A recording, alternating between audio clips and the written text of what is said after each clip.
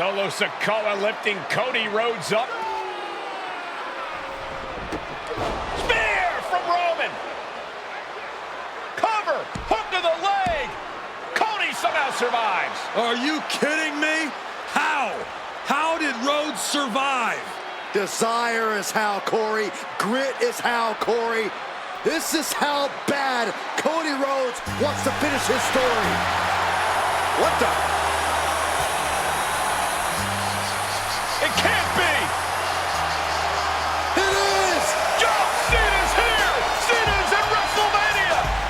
A saving grace for Cody Rhodes. John Cena here to fight off Solo Sikoa. Solo sent crashing to the outside, courtesy of the franchise. And an attitude adjustment! The tribal chief has been dropped.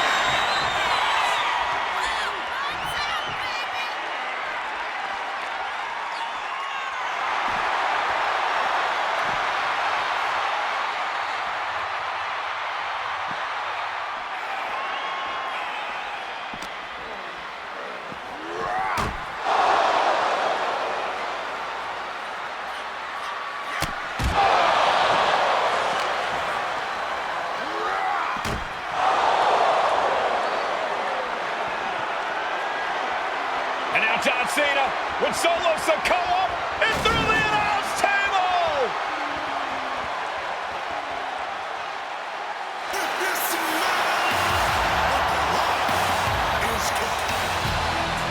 Oh, hold on, guys. Hold on. You gotta be kidding me! The final boss is at WrestleMania. What a moment this is. Brings back memories from WrestleMania over a decade ago.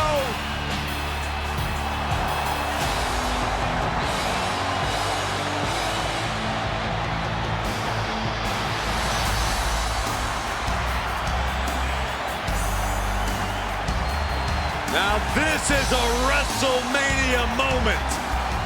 Rock and Cena face to face, feeding off the electricity of this crowd. This is absolutely surreal.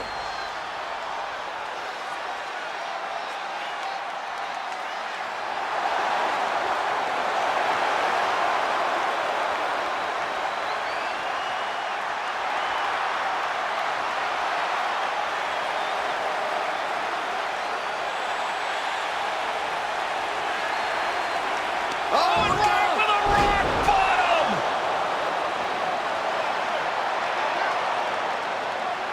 The final boss strikes, and Cena is down. And now The Rock taking off the Mama Rhodes weight belt. He's going to use it against Cody. What? No way. No way. Guys, What is going on here?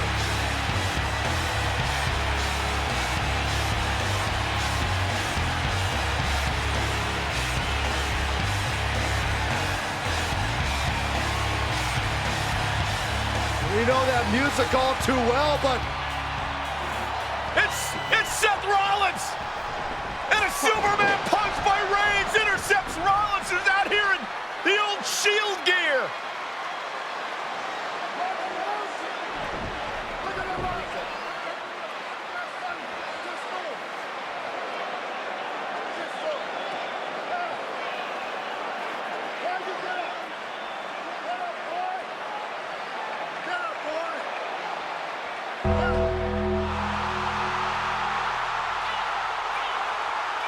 Now what?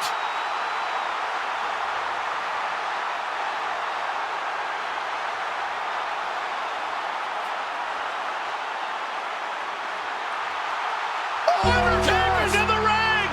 oh my gosh! the great one face to face with the Reaper at WrestleMania.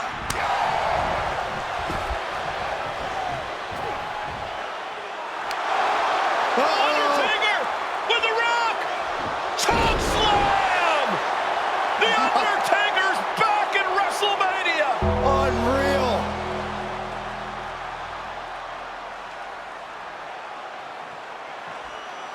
And now Roman Reigns and Cody Rhodes struggling to grab a hold of the steel chair in the ring.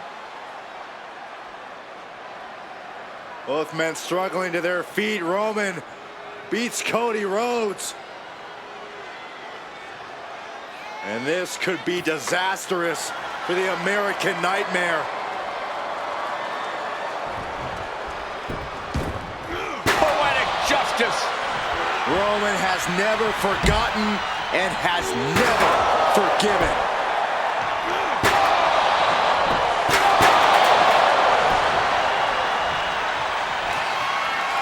Roman Reigns setting up, looking for the spear to put Cody away. No! Cody catches Roman. Crossroads. And another crossroads. Looking for the trifecta now. Finish the story. Everybody seems to think that WrestleMania 40 was the night the Bloodline ended.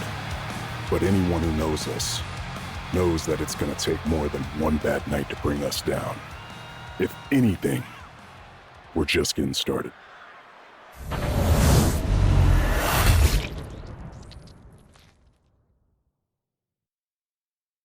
Ladies and gentlemen, my name is Paul Heyman, and I serve as special counsel and the wise man to your tribal chief, Roman Reigns, the undisputed, uncontroverted, unquestioned leader of the Bloodline, the most dominant group in recent memory and in the entire history of WWE. The Bloodline has all the damn gold. For nearly 40 years, I have worked for, alongside, and even employed the absolute greatest superstars to ever do it. Just how dangerous do you want to live? I've created the Dangerous Alliance, led an extreme revolution with ECW, and managed the most legendary of all champions. And for me, none of that compares to the relationship I've built with the Anoa'i, Fatu, and Maivia families, the triumvirate that composes this dynasty that we know more colloquially as the Bloodline. My time with this family goes back 40 years. I've led them into battle, strategized with them, and have watched their children grow into top-tier superstars who have also created their own impressive legacies. And so it is my great honor to serve as your host for the WWE 2K25 showcase featuring a dynasty like no other, the Bloodline. When you look at this incredible family tree, this is proof that there is only one royal family in professional wrestling, bound by blood.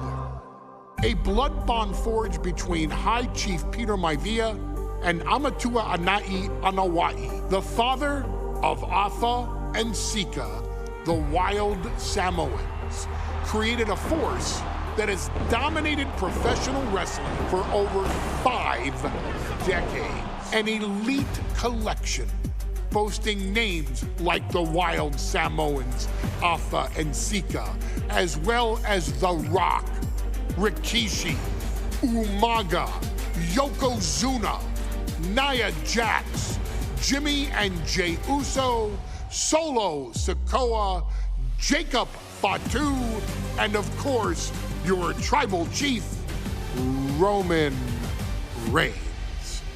They've owned championships, filled arenas, packed stadiums, broken box office records, years and decades of dedication to the craft, perfecting their art with each passing generation, ultimately leading us to right here, right now, with the Bloodline having dominated WWE for the last half decade. As your humble wise man, it is my duty to take you through some of the most ferocious battles featuring the greatest warriors in the family. Not everything goes according to plan, and this year we're going to give you a chance to right the historical wrongs and change history to bring more glory to the Bloodline. It's our showcase, after all. Honestly, their only real competition is themselves. Acknowledge me! All of this fighting amongst each other, this constant power struggle, I won't let all of that ruin this moment. Because it's not just about Solo Sikoa or Roman Reigns. It's not just about the Usos. It's about every single member of their family that came before them, who built the lineage, and who made them into the superstars that they've become today. It's been said elsewhere that wrestling has more than one royal family. That's undeniably true. Also undeniably true is that for all of those other families, there's only one bloodline dynasty.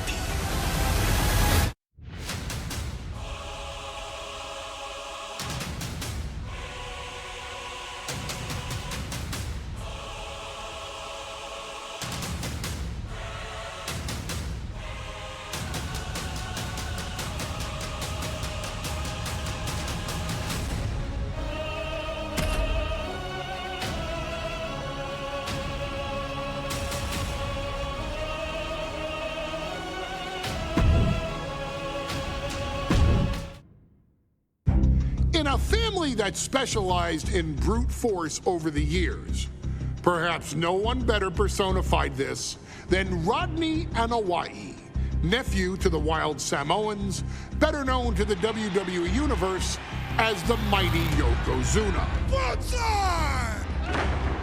The family's first world heavyweight champion, Yokozuna arrived to WWE in the fall of 1992. An imposing behemoth, to say the least, Yokozuna would make an immediate statement, winning the 1993 Royal Rumble just a few months after his debut. This victory would grant him a WWE Championship match at WrestleMania 9, where he took on Bret the Hitman Hart. This meteoric rise to the top was only a hint of the dominance Yokozuna would have on WWE for the next year. 2 WWE championships, a WWE Tag Team Championship, victory over the era's titans like Bret Hart, Undertaker, Lex Luger, and Hulk Hogan. Yokozuna is my middle name. I'm named after my uncle. I carry it with like so much pride and weight on my shoulders just because of like what he's done for this business and like who he is as a person too. It's a cool middle name to have, man. I represent it with the pride, man, that I have. Hopefully, man, I'm making him proud by doing that. The manner in which Yokozuna melded incredible size with unspeakable agility shocked the WWE Universe, who to that point were used to their monsters hitting hard but moving slow. Yokozuna broke the mold, punishing opponents with super kicks, uranagis, leg drops, and of course, his devastating banzai drop. A maneuver so effective that once it had connected, nobody kicked out of it. Nobody. Rodney was a very unique talent. I think the way he was able to handle all the pressure, it was kind of parallel to how he was in the ring. For someone to be so big and to be so nimble, you just don't see that very often.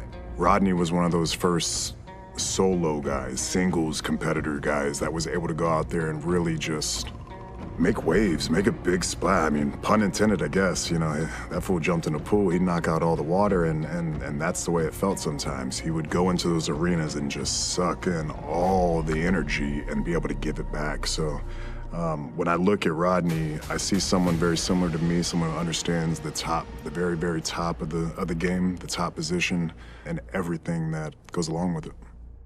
In a career filled with so many highlight reel moments, perhaps nothing stands out more than when Yokozuna faced and defeated the so-called immortal Hulk Hogan at the first King of the Ring event in 1993.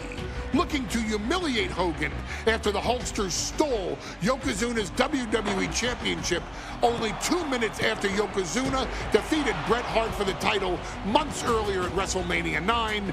Yokozuna entered the ring totally focused on the task at hand. And on that night, he not only got revenge, but his victory would send Hogan packing from WWE for nearly 9 years. Hulk Hogan is finished.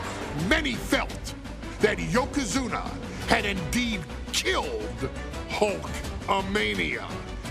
Now, you get to possess the power of the mighty Yokozuna and deal out punishment to Hulk Hogan to walk out of the King of the Ring, a 2-time WWE champion. Showcase the ability and the agility that made Yokozuna a Hall of Fame performer and take Hulkamania down.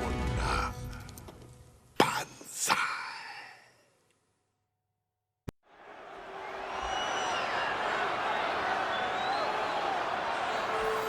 Ladies and gentlemen, this is an event of international magnitude. Photographers from around the world as they are documenting Yokozuna's every move.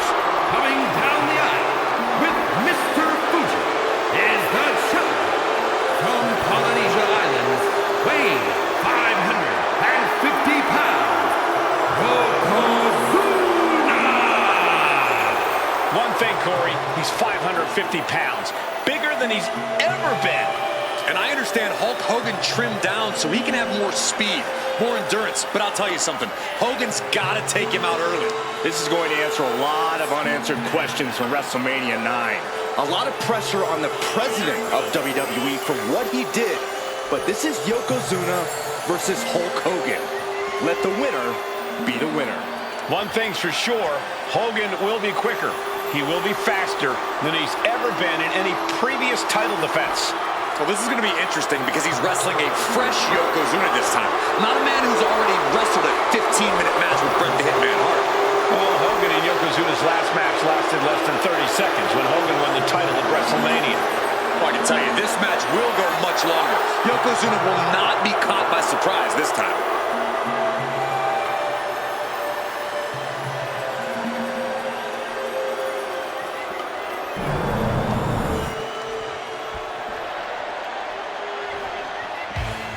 Listen to this. What a phenomenal ovation for the WWE Champion. His opponent, coming down the aisle with his manager, the Mouth of the South, Jimmy Hart, from Venice Beach, California, weighing in 302 pounds, the WWE Champion, Hulk Hogan. You can feel this facility shake, literally moving. The rafters shaking with the ovation of the WWE Champion, Hulk Hogan. Hulk Hogan thrives on these people. He thrives on the Hulksters, the little Hulksters. This is what keeps this man going. Hulk Hogan's relying on the fans. He wants to hear them cheer. He wants to draw strength from them. But Yokozuna's focused. He has not taken his eyes off Hulk Hogan. He is ready, believe me. The Hulkster ready for war, and you can bet, ladies and gentlemen, it will be warfare here. Well, he's been saying for weeks that he is going to be the first man to slam Yokozuna. Oh, nobody slams Yokozuna. Well, we'll see. Hulk Hogan wanted to prove it was not a fluke that he beat Yokozuna. And now, we are going to find out if it was a fluke or not.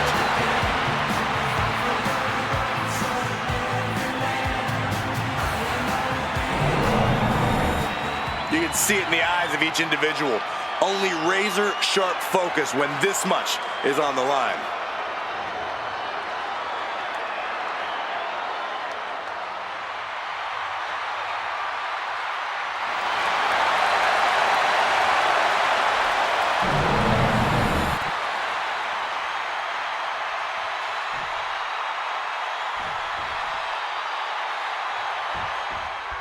Michael Cole alongside Byron Saxton and Corey Graves, emanating from King of the Ring, 1993.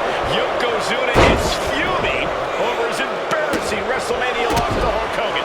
Now, Yokozuna has vowed to reclaim the WWE Championship and wipe Hulkamania off the map. Indeed, last time he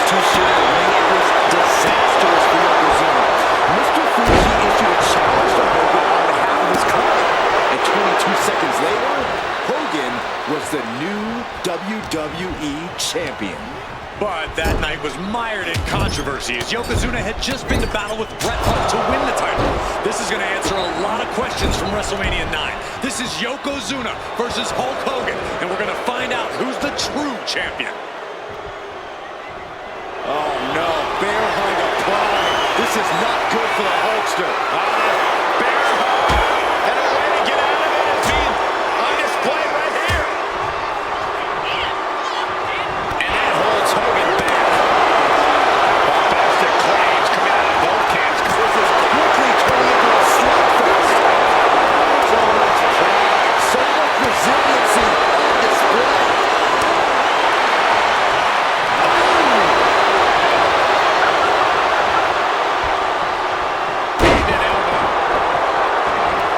Sold-out crowd here in Dayton is firmly behind the Hulkster. Hogan is relying on the fans. He wants to hear them cheer. He wants to draw strength from all of them. But Yokozuna is completely focused. He has not taken his eyes off Hogan since the bell rang. He is ready, believe me. Yokozuna engaging in warfare with the Hulkster. The Giant knows this may be his last chance at the WWE Championship. Yokozuna demonstrating his full power. Hogan's in trouble. Can we talk about Yokozuna's meteoric rise in WWE? He's accomplished quite a lot in a short amount of time. Just look at the man's track record at major events. He made his premium event debut with a Yoko now, belly-to-belly slam. That's got to be the end of Hulkamania. Jimmy Hart trying to rally.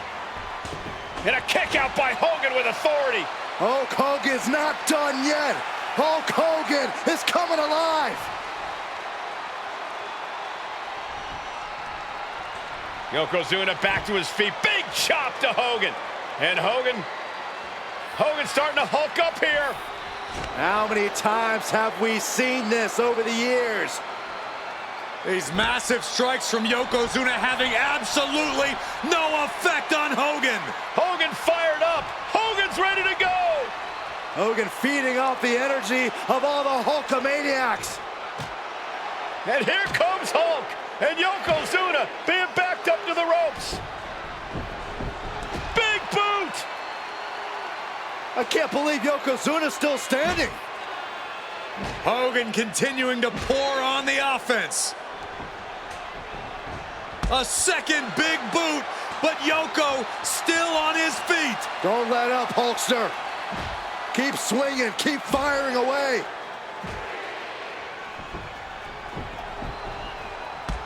That boot, Yoko staggering, stunning, and he's down. Drop the leg, Hogan, drop the leg. Hogan, leg drop. Here's the cover on Yoko, who kicked out of the leg drop. What? Get Mr. Fuji out of there. Hogan feeding off the energy. Whoa, wait a minute. What is that photographer doing on the apron? There's a match going on. What the heck? What was that? What in the world just happened here?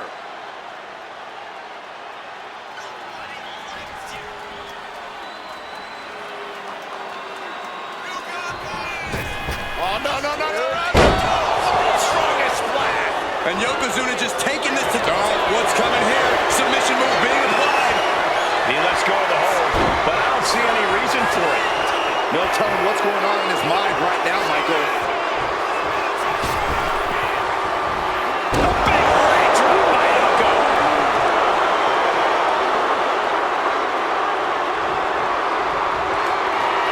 Yoko says this one's over. Pancakes. That might have just sealed the deal on us having a new champ.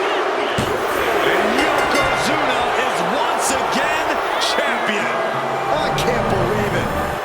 The winner of this bout and new WWE Champion, Yokozuna. We have the official word.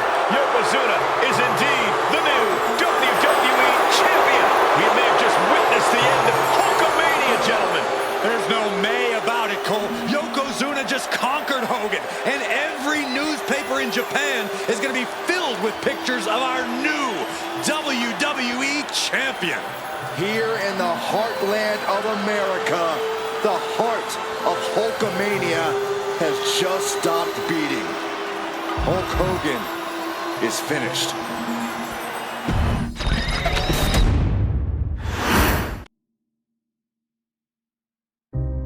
Our next chapter sees the showcase spotlight shine on an area in which the family built their legacy: tag team wrestling.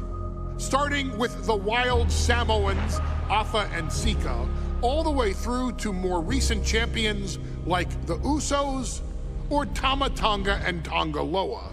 This dynasty has always excelled in tag team competition, consistently showing an ability to dominate the division with a wide variety of looks. And the first team that we will look at, accompanied to the ring by Afa himself. Fatu and Samu, the Head Shrinkers. They put the fear in people's hearts. That's what the Head Shrinkers did back in the day. Second to none in that ring. You know, hard-nosed, battle-tested. They went for it every single night. More astute fans may also know that early in their journeys, Samu and Fatu were managed by me, Paul Heyman, then known as Paul E. Dangerously, and the SST, the Samoan SWAT team. The Samoan SWAT team is here. Vengeance is mine. Already an imposing force that early on, their future greatness was obvious to so many industry experts. Afa, more than anybody, knew he had the team on his hands, with Samu being his son and Fatu his nephew.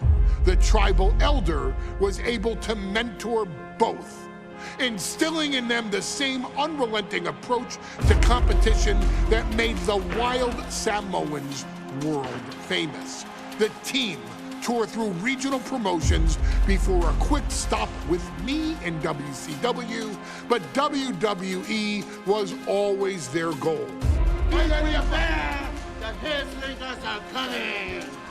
Upon arrival, it was clear that the dynasty's next generation had indeed arrived, immediately drawing comparisons to their world-renowned predecessors. 10 years before it became cool to say, Samu and Fatu displayed ruthless aggression in the ring, overwhelming opponents before the bell and continuing the non-stop attack until their hands were raised in victory. Deceptively agile for men of their size, they brutalized the opposition with devastating dives from the top rope. The duo would eventually go on to capture the WWE Tag Team Championships in the spring of 1994, fulfilling the promise and carrying the legacy to even greater heights. At WrestleMania 9, the Head Shrinkers' one and only in-ring WrestleMania appearance saw them taking on Rick and Scott, the Steiner brothers. Be prepared, Steiner brothers. We're gonna give you a pain that you have never felt before. While I'm not one to make excuses, I am one to give opportunities to you, our expert gaming member of the WWE Universe. And so, today, you have the opportunity to make things right. WrestleMania 9, Las Vegas, Nevada. The Steiners performed at a near-perfect level that day, able to find every reversal and in the chaos emerge victorious. We are asking you to fix that, stop them in their tracks, and get the Head Shrinkers that WrestleMania victory you and I both know they deserve. But if you're not careful, you're going to find yourself reliving the very same memories that have haunted Samu and Fatu for years. Steiner lines, suplexes, Frankensteiners that will all bring your evening to a vicious, miserable end.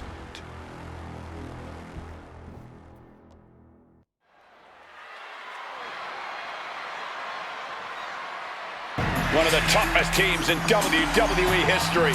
Nearly 600 pounds of pure savagery. Is a tag team match set for one fall. On the way to the ring, accompanied by Alpha at a combined weight of 565 pounds.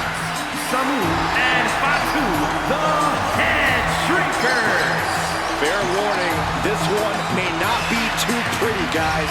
You talk about rugged individuals. These are two tag teams that can really bring the fight to anyone that steps in their path. Yeah, there's about to be a seismic collision in the ring.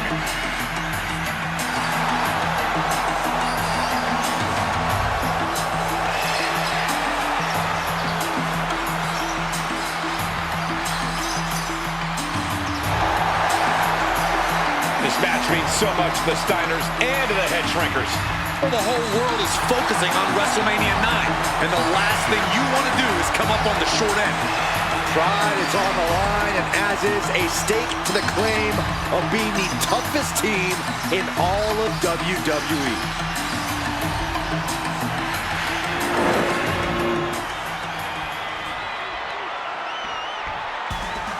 The Steiner brothers getting a tremendous ovation here in their first WrestleMania. And we'll see if they can carry on Michigan's winning ways. And their opponents at a combined weight of 531 pounds. Rick and Scott, the Steiner brothers. The Steiner brothers are one of the most promising tag teams we've ever seen in WWE. But Samu and Fatu are looking to stomp out any of that promise right here at WrestleMania. Let me warn the WWE Universe right now. This is going to be a brutal match. Just two heavy-hitting tag teams going at it. Physical, smash-mouth wrestling. And like Saxton said, it won't be pretty at all.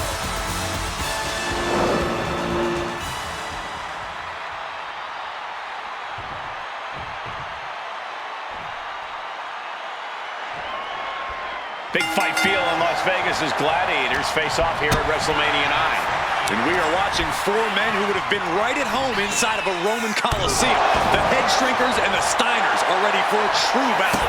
Both teams are relatively new to WWE, but we've seen that each duo is not afraid to get physical. Each side is looking for their first WrestleMania win, and they will do anything to earn it. Head Shrinkers accompanied at ringside by Alpha, but he's not the only tag team legend serving in a managerial role tonight. That's right, Michael. Just like Alpha, Mr. Fuji earned many WWE tag titles as a wrestler, but now he's hoping to lead Yokozuna to the WWE Championship. And nothing fancy here. Tasted victory. Backed up. He narrowly avoids the count. Couldn't quite slam the door yet.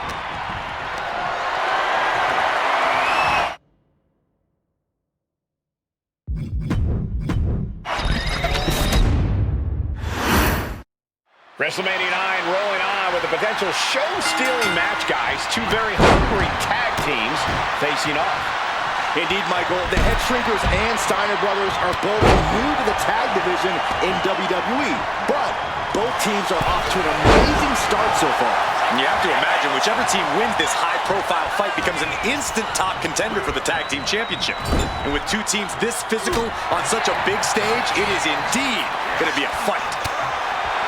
Samu and Fatu, already some success in the tag division tonight. Could really be their coming out party. Well, they certainly have a tradition to uphold, Cole. The man in their corner, Alpha, has held the WWE tag titles on 3 occasions, and he's primed to bring the Head Shrinkers to the top as well. Uncorked a big punch. Oh, did you hear that?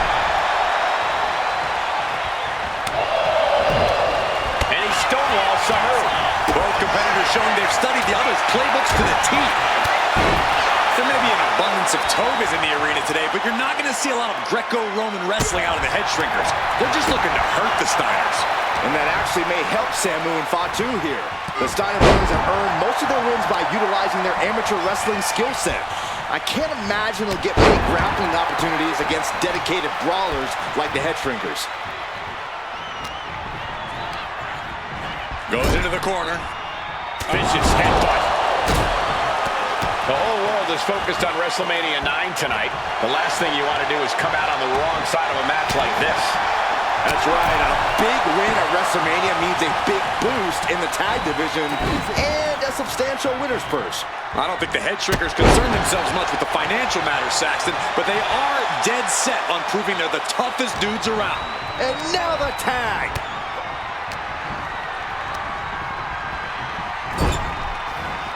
Samu is really displaying aggression.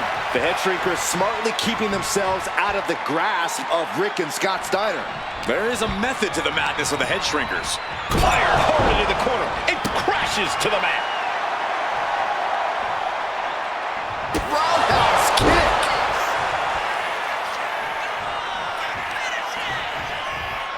Double leg takedown. Gonna stack them up here.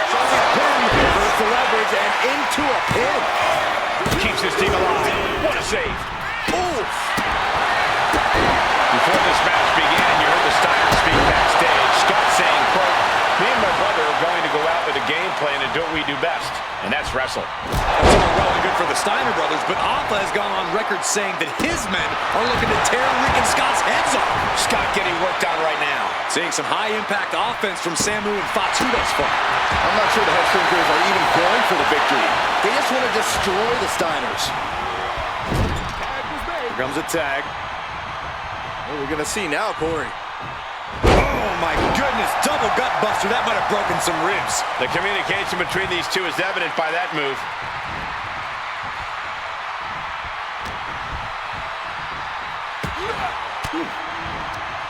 Manages to reverse it. And we are really seeing the amazing skill sets of all four men in this tag team showcase. Well, we already knew about the brawling of the head shrinkers and the grappling of the Steiners, but men as big as these four behemoths should not be able to fly around the ring like they have thus far. It is made for an extremely tough act to follow, guys.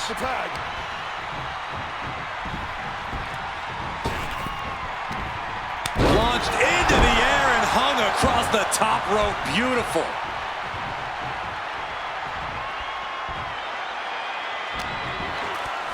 And there goes Steiner, sent outside the ring.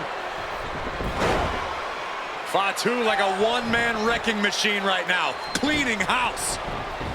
Oh, look at this, the power by Scott Steiner. But the tag was made and Scott not aware. Big kick.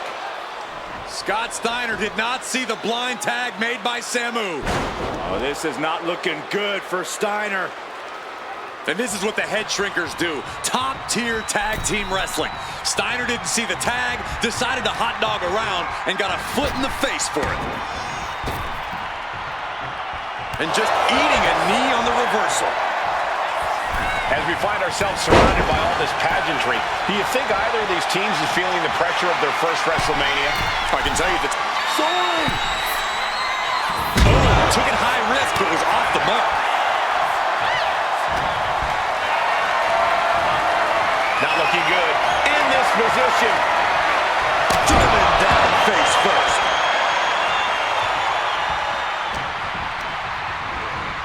And into the turnbuckle he goes. Bang! He finds a counter. Clothesline. Oh, that's a hard kick.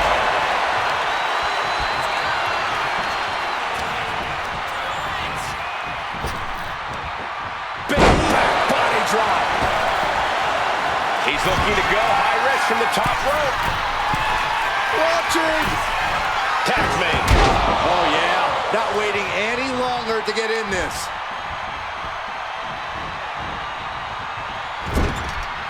Ooh, and Zimmer fights back. Nice takedown. Stacked out. Beautiful. Might sneak, or he calls off the pin attempt, maybe wanting to try something else.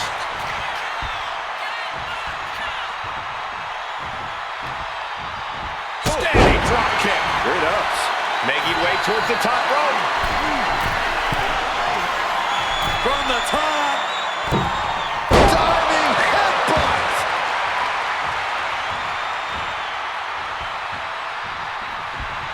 Kick right in the face. Samu's gaining the upper hand. And I don't see Samu slowing down anytime soon.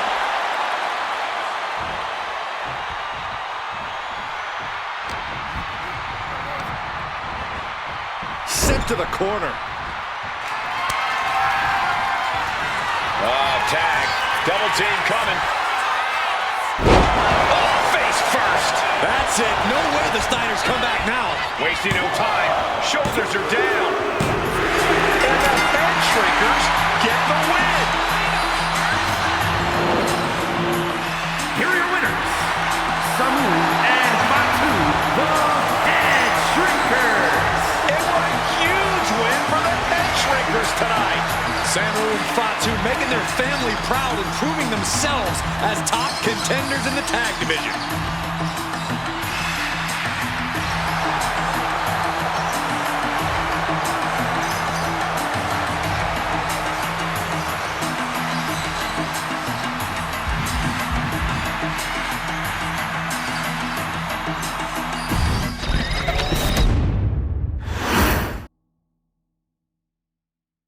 Hey, let's put this in the simplest of all terms. Dwayne "The Rock" Johnson is the biggest celebrity on the face of the planet today. Now, whether he's a blue chipper, the people's champion, or as we know him right now, the final boss, The Rock has always commanded all of the attention in the arena since the very first moment he made his WWE debut at the 1996 Survivor Series. Born into this business, The Rock would become WWE's first ever third-generation superstar, following in the footsteps of his father and grandfather.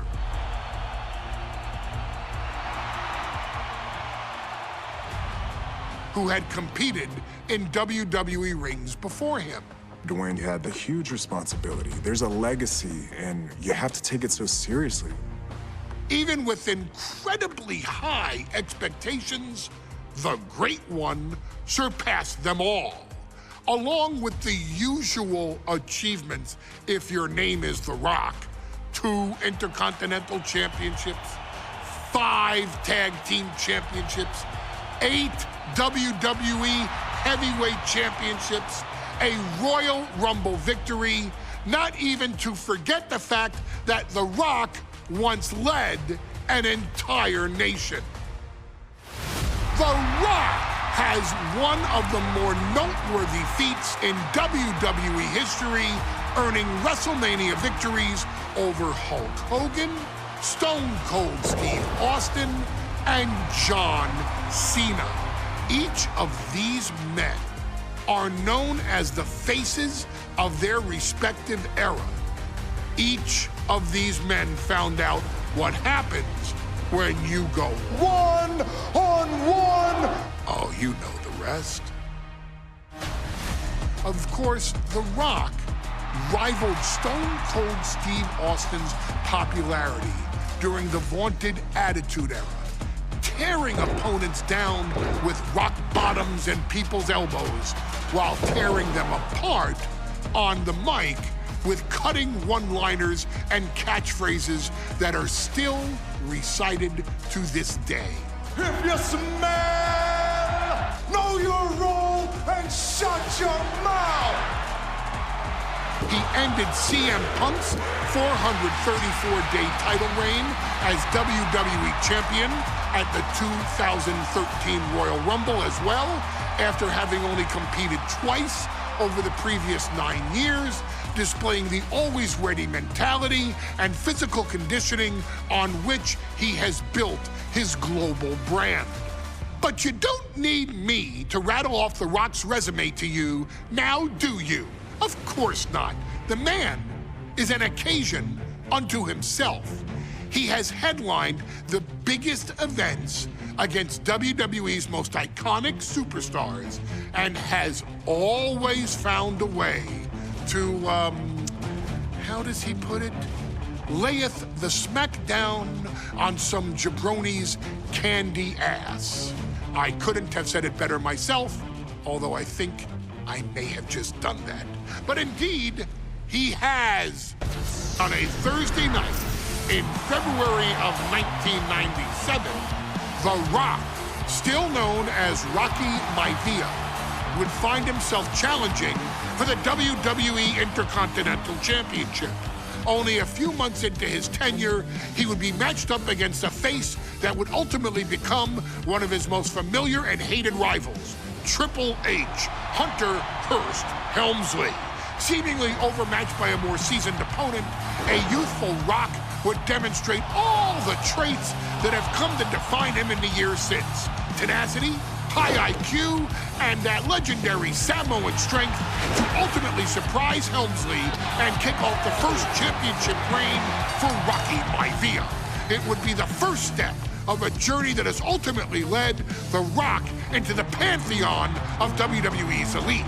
So now it's all in your hands. It's up to you to showcase the undying drive that makes The Rock the hardest worker in the room to deliver a shocking upset against the Greenwich snob himself. Guide The Rock to victory over Triple H at a very special Thursday, Raw Thursday, to give the first jolts to what would become the most electrifying career in sports entertainment.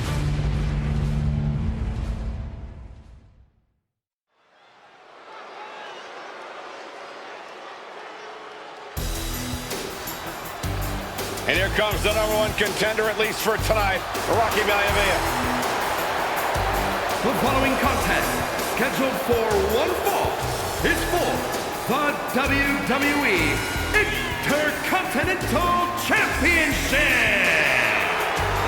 Making his way to the ring is the challenger from the South Pacific, weighing in at 275 pounds, Rocky Maivia. A blue chip talent with a bright future.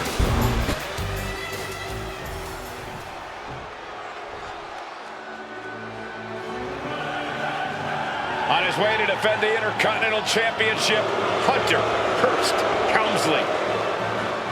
His opponent from Greenwich, Connecticut, weighing in at 246 pounds, the WWE Intercontinental Champion, Hunter Hearst Helmsley.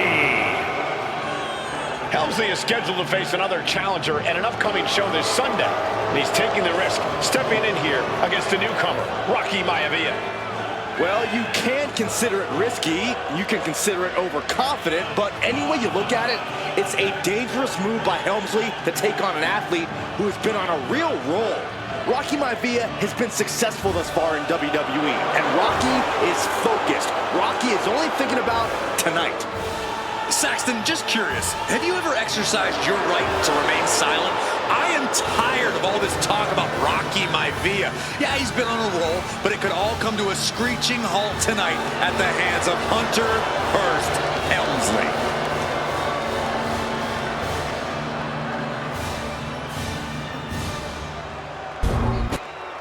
Intensity on the face of the champion, challenger in the corner, looking more determined than I've ever seen.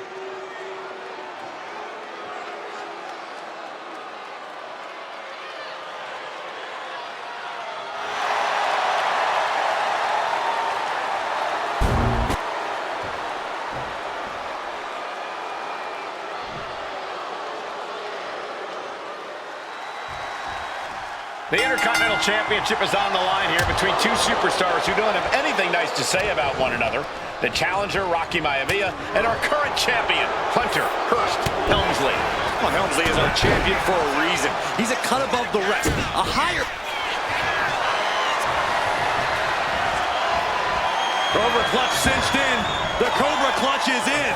Solid grip on this hold. In trouble here? A couple of elbows to the jaw, and that'll break things up.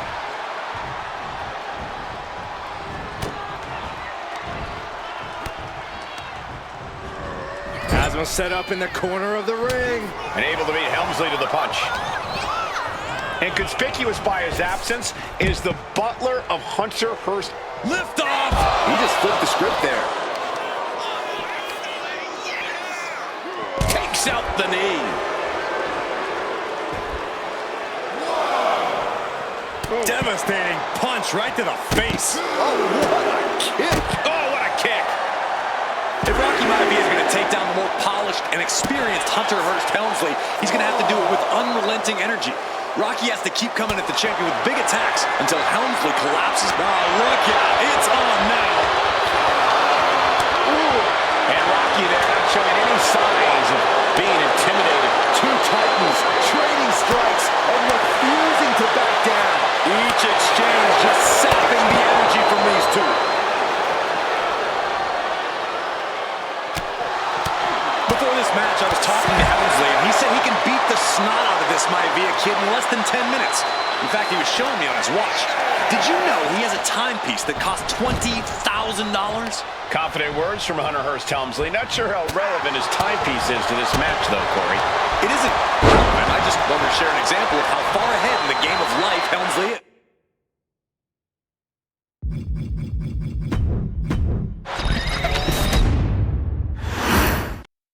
The Intercontinental Championship is on the line here between two superstars who don't have anything nice to say about one another.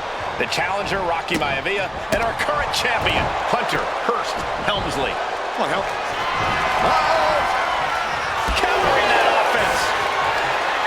Before this match, I was talking to Helmsley, and he said he can beat the snot out of this Maivia kid in less than 10 minutes. In fact, he was showing me on his watch. Did you know he has a timepiece that costs $20,000?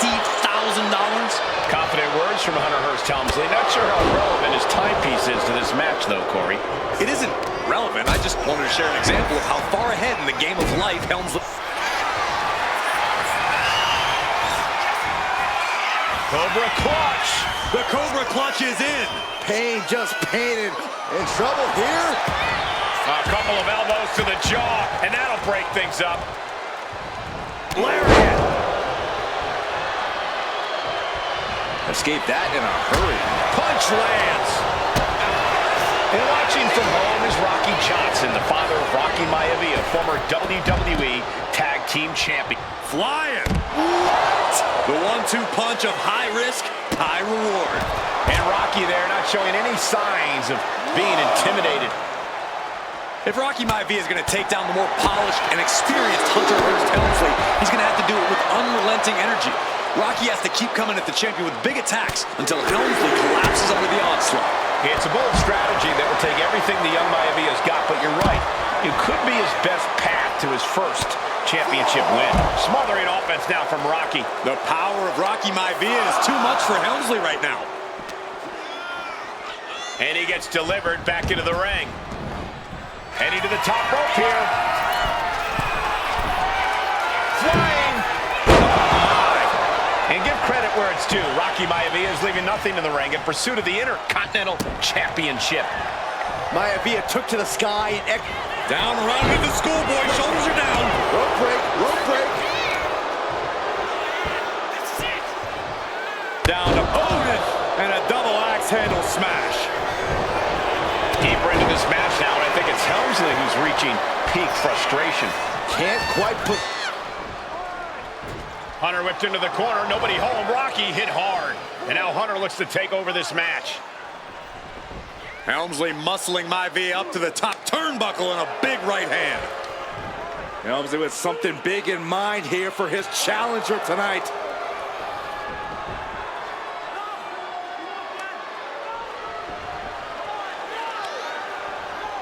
Well, this is just blatant disrespect from the arrogant champion.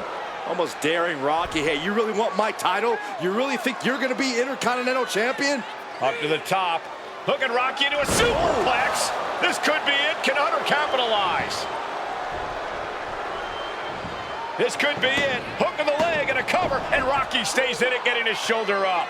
Still not enough to put out the flame of Rocky Maivia. Hunter has to be asking himself, what else do I have in my arsenal? And I think we may get our answer, gentlemen. Yeah, it's just a matter of time, I believe, before this one's over. Hunter hooking Rocky, taking his time, looking to put him away. Maivia just collapsed. This just shows you how much damage Hunter Hearst Helmsley has inflicted on the challenger in this matchup. I think Maivia's done. Official might want to step in, call this one. The official checking on Rocky. Hunter Hearst Helmsley believes this is close to being over. Lifting him back up again. Rocky wait a rolls through. second. Shoulders down. Rocky wins the title. Rocky Maivia has shocked Hunter Hearst Helmsley. Here is your winner, and the new Intercontinental Champion, Rocky Maivia. We have a new Intercontinental Champion.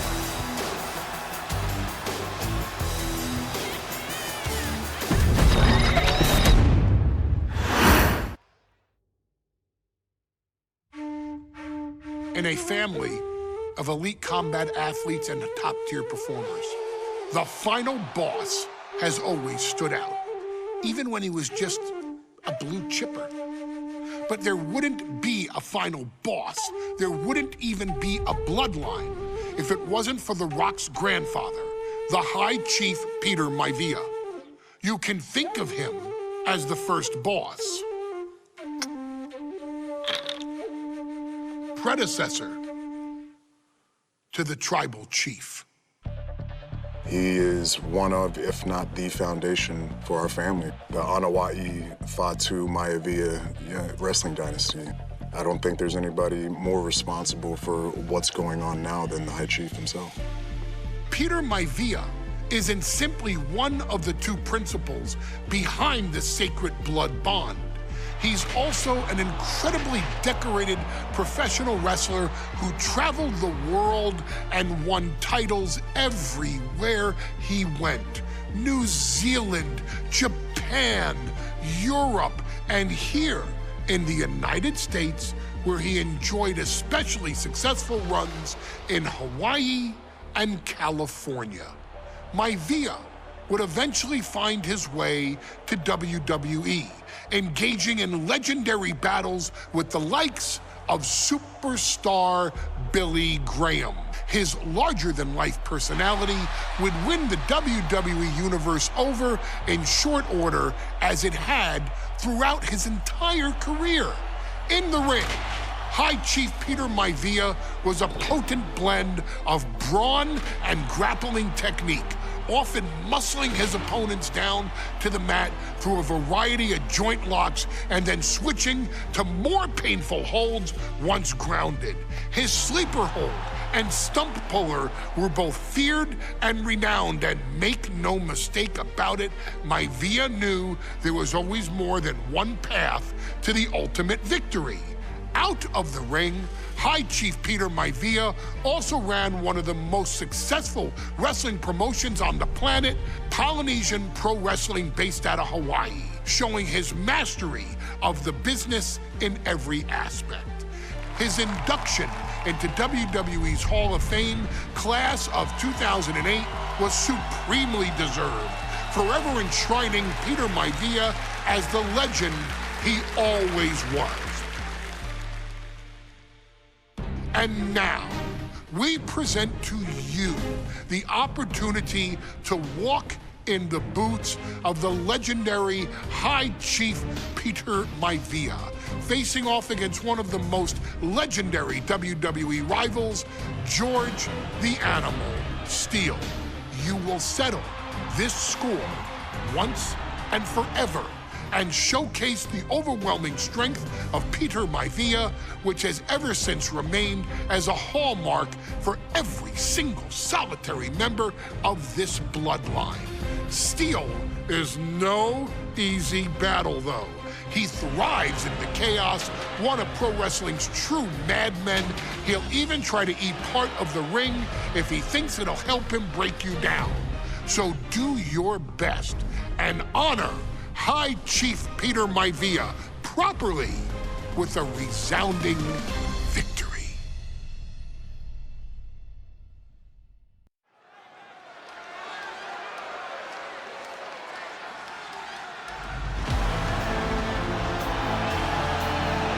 Uh-oh, somebody called the local zoo. The following contest is scheduled for one fall and is a steel cage match. Introducing first, from Detroit, Michigan, weighing in at 275 pounds, George the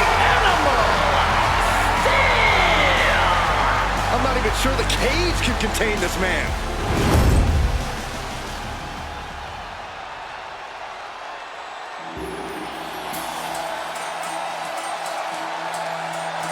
And strolling down the aisle, the opponent of George Steele, Peter Maivia. Always a chaotic matchup. His opponent from the Isle of Samoa, weighing in at 275 pounds, High Chief Peter Maivia!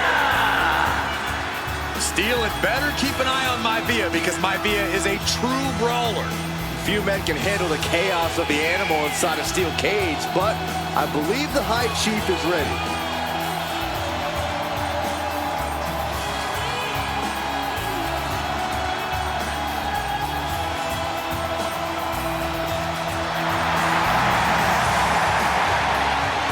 Maivia carrying such pride into the ring. Very stark contrast to Steele. We'll see which prevails tonight.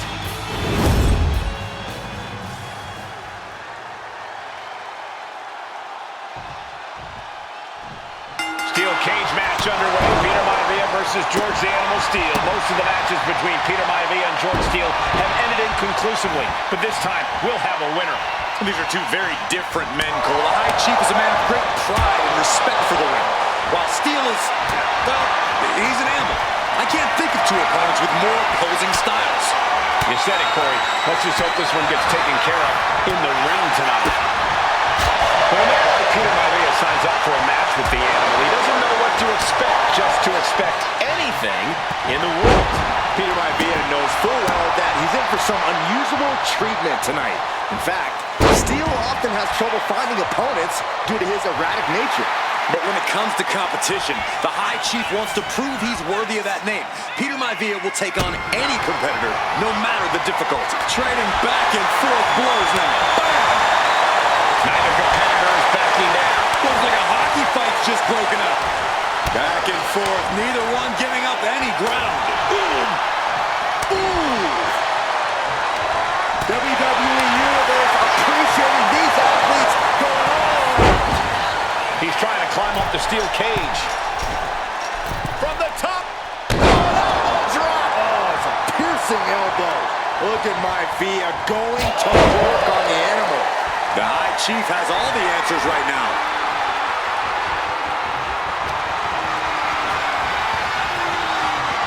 Maivia gets stonewalled. The High Chief, Peter Maivia, really making an... Take it over! Going for the win here. Kick out before the ref's count. It is going to take a lot more to keep him down. Evades the attack. Huge toss. Just got thrown around like a sack of you-know-what. What a counter by Peter Maivia. Showing European uppercut. Oh, God. Maivia just dominated the animal with that one.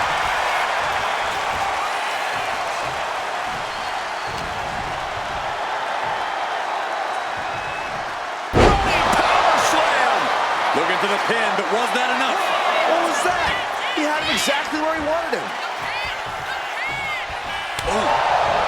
Peter Maivia very tough, but he also has movie star good looks.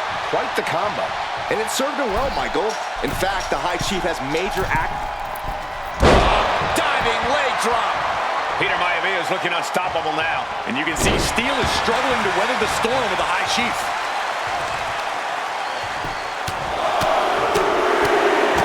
Ooh, like a boxer with a speed bag.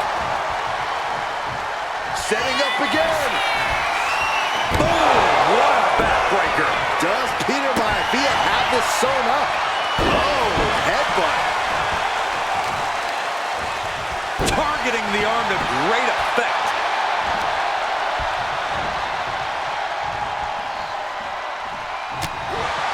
Gentlemen, we've touched on the differences between Maivia and Steele as competitors. One man based on order, the other on chaos, but it's reflected in their looks, too.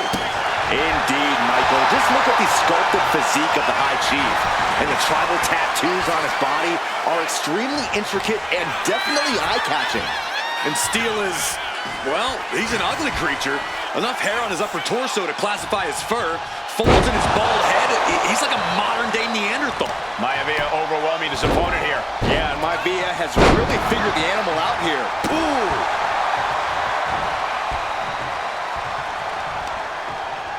Fist directly to the gut. Crucial turnaround there because George was falling behind. But George has to push now while the window's open. Just He's going for the win. His arm shot off the mat before one. better hold up on the... He could be looking for a submission here. Hammerlock applied. And you can see the arm getting absolutely wrenched here. Expert strategy coming into play now. Able to punch his way out.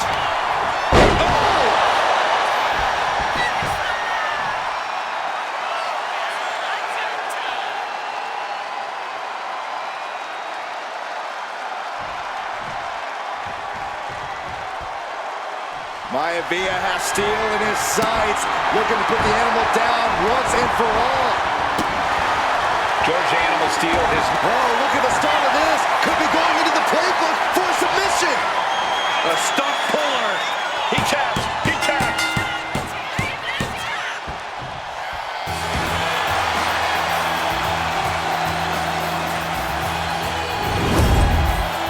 Here is your winner, High Chief Peter Maivia! Anytime these two have faced off, it's been eye for an eye. But the steel cage has finally delivered a decisive victory for the High Chief, Peter Maivia. George Steele is one tough animal, but the way Maivia faced him in the cage tonight just reinforced what everyone already knew, that the High Chief is one tough Samoan.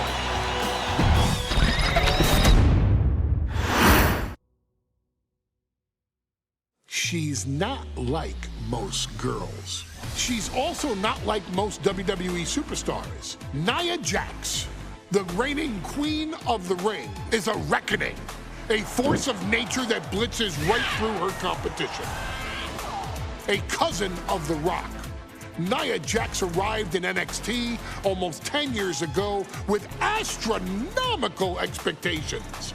Undaunted, Nia Jax would dominate early opponents, finding herself competing for the NXT Women's Championship mere months after her debut. It did not take long for those running Raw and SmackDown to take notice. Well, our next pick, Nia Jax.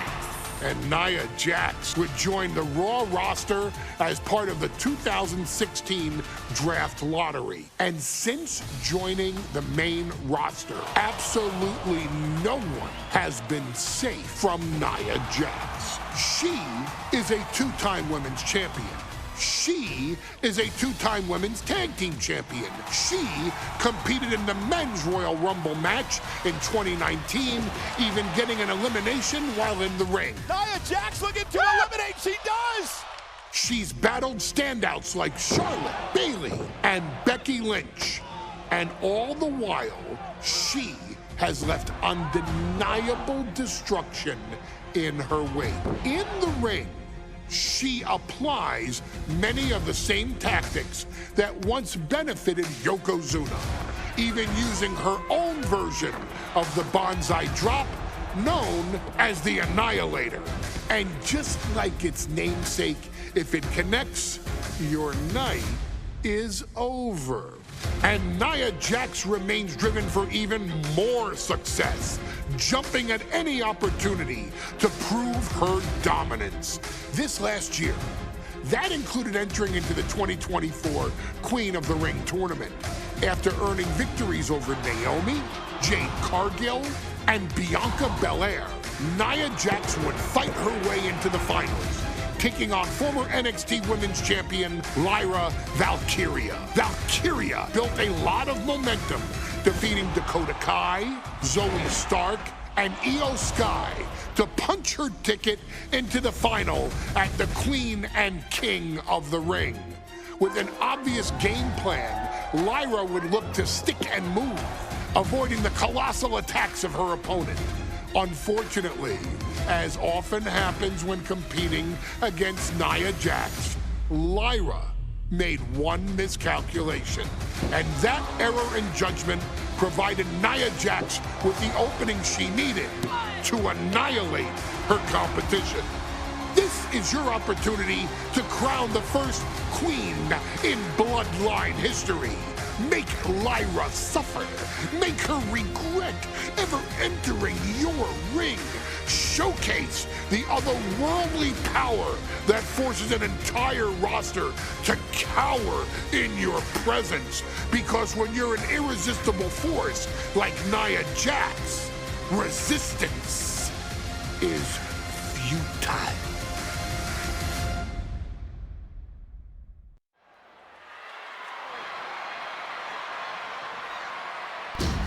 And now a dark horse will face an unforgiving titan in hopes to don the crown. Lyra Valkyria versus Nia Jax in the Queen of the Ring finals. What follows is the final match in the Queen of the Ring tournament. Introducing first, from San Diego, California, Nia Jax. I cannot wait to witness what unfolds here. The irresistible force has been on a tear recently. And Nia believes the crown already belongs to her. Will Jax's menacing presence and sheer power be too much for Valkyria to overcome? Or can Lyra write a happy ever after ending to her Cinderella story?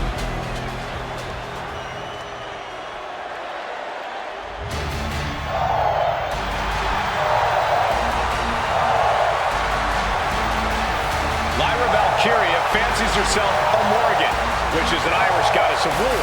As they were on the battlefield, they used to take the shape of ravens to fly around and decide who would live and who would die. That is what Lyra Valkyria is bringing to the ring here tonight.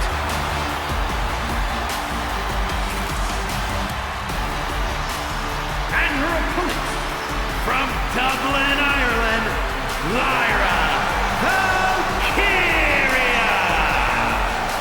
Lyra Valkyria may have read a little too much fantasy in her day, and now is reality. Lyra Valkyria is about to go toe-to-toe with a real-life, fire-breathing dragon in the form of Nia Jax. Nia Jax, who's in the best physical condition of her career, tonight will make someone. Will it be Lyra? Will it be Nia? We'll find out in a matter of moments. And guys, you win the crown. Guess what waits for you in August? A date with the champion of your respective brand at SummerSlam.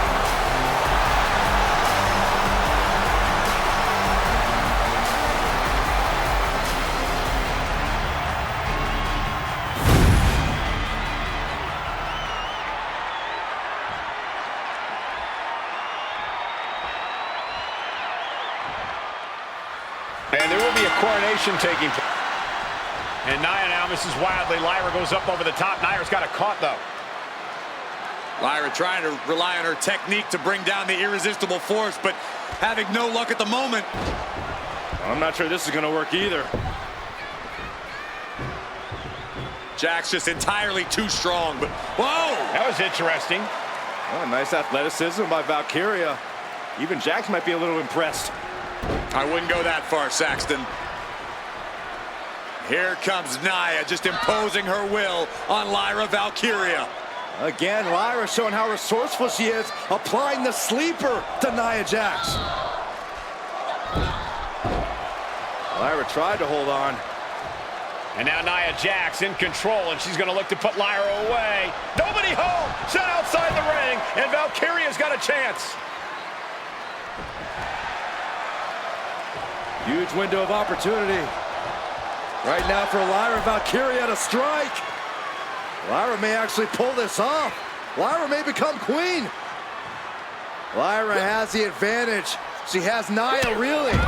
But Lyra can't win Queen of the Ring with Jax on the outside. This match has to end in the ring. Lyra Valkyria, one of the best technical wrestlers in NXT Women's Division history. But the game is about so much more than technique. It's about experience and timing, knowing when to tap into certain parts of your psyche. Nia knows this, and we've seen it for years. The big question is, does Lyra? And now thrown back into the ring.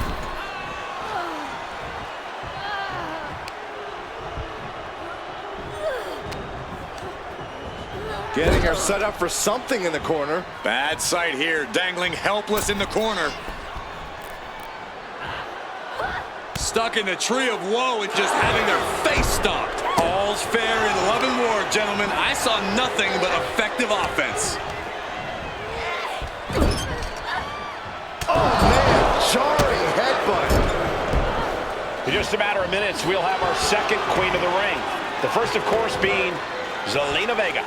But you've got to believe that Zelina will want a shot at whichever woman wins this. She beat the woman now known as Piper Niven that night, so you know Queen Zelina can strike down an enemy of any size. Corey, what do you think is going to be the key in this match for Nia Jax? She certainly made plenty of promises when it comes to being Queen of the Ring. What Nia brings to the dance, Cole, is raw power, the likes of which you rarely see from most men, let alone women. Nia has absolutely no problem using that power, and the same goes for her throwing her weight around in the ring. Lyra Valkyria might just learn that the hard way tonight. Nia Jax is doing... Valkyria crushed in the corner by Jax. Squashing Lyra in the corner, and the beginning of the end may be near. And Nia now, with Lyra on her back, going to climb up to the second rope. This is a scary situation for Lyra. Oh, look at this. Maybe not. No way. There's no way. Oh, my. Oh, no. Good night. Annihilator. Here is your winner and the new Queen of the Ring, Nia Jax. What a victory to the brand new Queen of the Ring. Nia said she would do it, and she backed up her claims.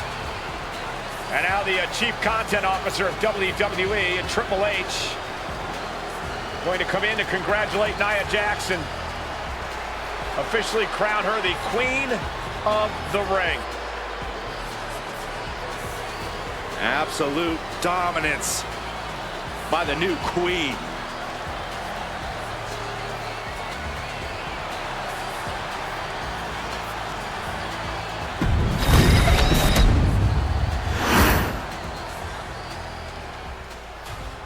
I'm sure you will agree with your wise man. Many WWE superstars say they will do whatever it takes in order to achieve success. Quite often, it's a bunch of BS. But if you're lucky, you may run into someone who is willing to look out for the group. Someone willing to make sacrifices. And for this family, there was no one better than Rikishi. After the Head Shrinkers run in WWE came to an end, Rikishi, then known as Fatu, would go on a journey of self-discovery. This journey would lead to him taking on the name Rikishi, a subtle nod to his cousin Yokozuna, as well as an opportunity to start fresh with a global audience. Well, my dad, you know, when he became the Rikishi character, when you think about Samoan wrestlers, right, or mean, or aggressive, he made it like his own flavor, right? You know, he had the blonde hair, still carried the aggressiveness, but I think he just wanted to add like a little flavor to it. It became even more popular to our culture. Rikishi blitzed WWE from the jump, devastating opponents with new tricks and winning people over with his fat-ass dance moves. That Rikishi is fat, all right. P-H-A-T. And with this wave of newfound momentum came even more success, with Rikishi capturing the WWE Intercontinental Championship and displaying incredible athleticism in iconic moments like when he dove off the top of the steel cage. The year 2000 belonged to Rikishi. But little did anyone know, Rikishi held a dark secret regarding a decision he'd made not for his own benefit, but for the benefit of the family.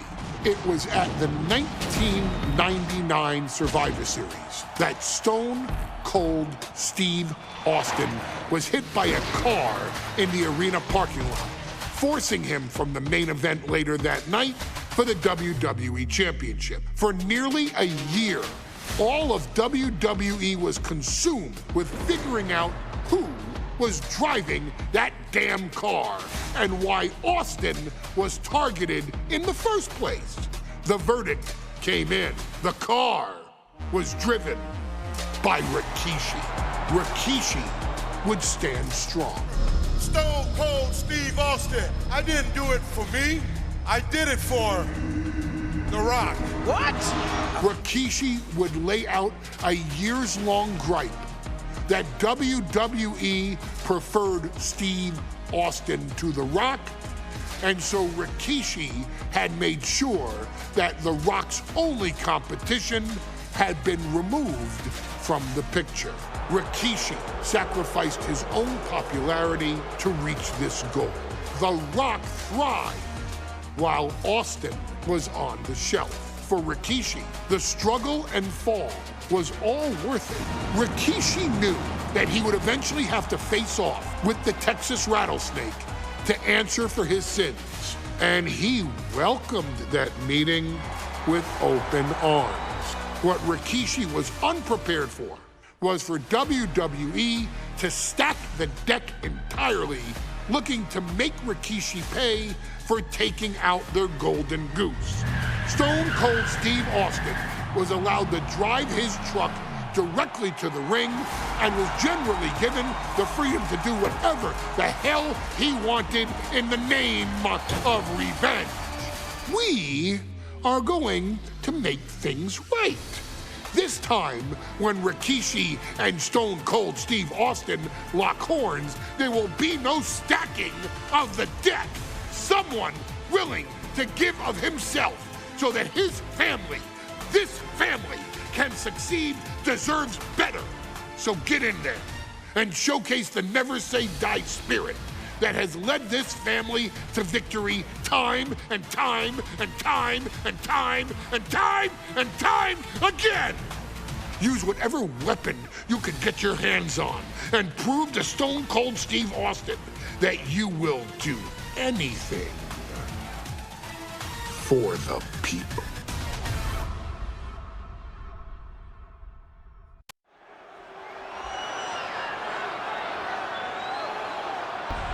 Is it legal to not show up?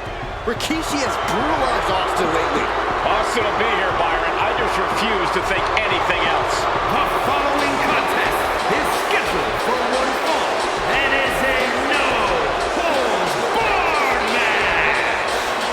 Introducing first, from the Isle of Samoa, weighing in at 424 pounds, We have learned more about Rikishi in the last couple of weeks than we knew about him his entire career here in WWE. He said he ran over Austin not for himself, but for The Rock. Right, and now he's coming out here, and I guess if Austin doesn't show up, the general manager is going to have to come out here and declare this is a forfeit, and Rikishi's going to win it. This man makes me sick.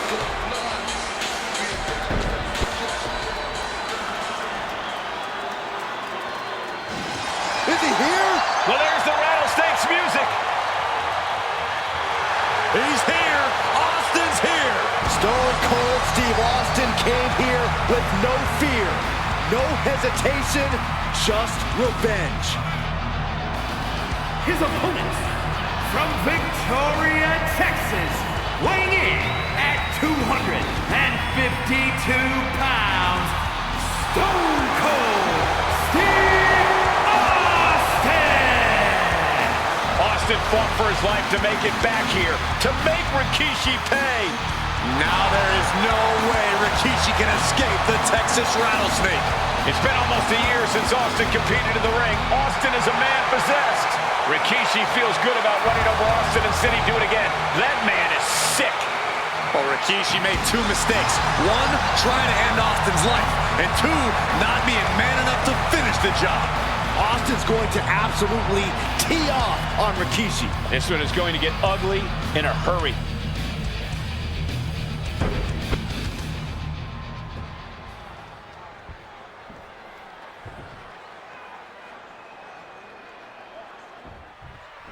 We now know the sick, demented side of Rikishi. Rikishi almost cost Austin his life.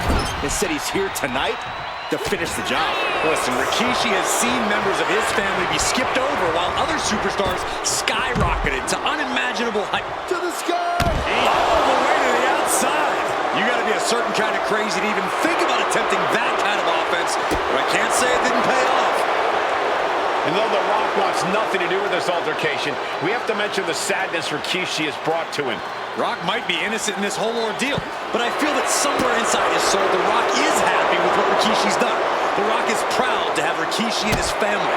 No, Corey, what kind of lies are you trying to spread? We've heard Rock say Rikishi deserves what Austin is going to bring him. There's no family pride in that statement. I'm just saying that blood is thicker than water, and it's been an easier ride for Rock without Austin in the picture. And that's thanks to Rikishi. Sounds more like Rikishi is trying to take credit for all the Rock's success.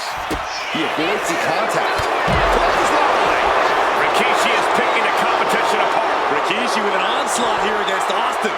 Dare I say, Stone Cold could be in trouble. Corey, Austin has been out of in-ring action for nearly a year. Does any possible ring rust factor? Inside cradle applied, shoulders down. He gets the shoulder up at 2. Wow. Getting out of harm's way. We've talked so much about motives leading into this match. In my view, Rikishi...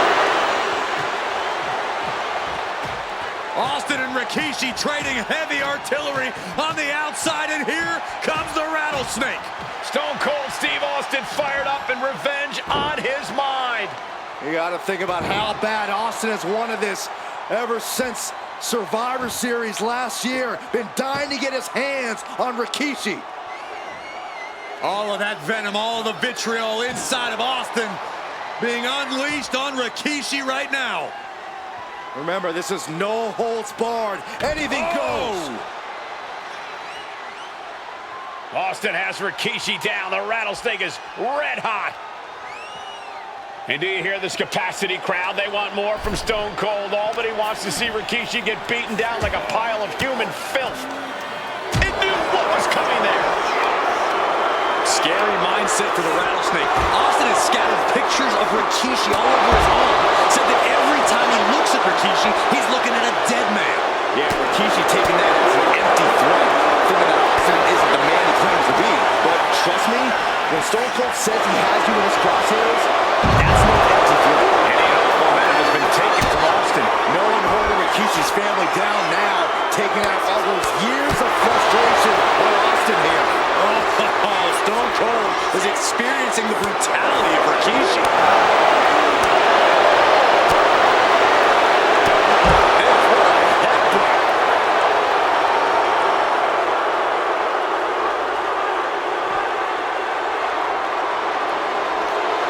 Rikishi is a man on a mission now. Here he comes, sliding back into the ring.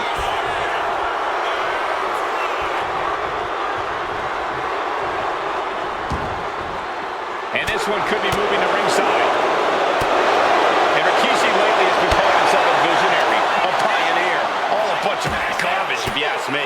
Well, those aren't self-imposed labels, Cole. Those labels are coming from the family, coming from a group of wrestling legends who are proud of Rikishi for standing up and making a change in this business. I have a few labels for Rikishi.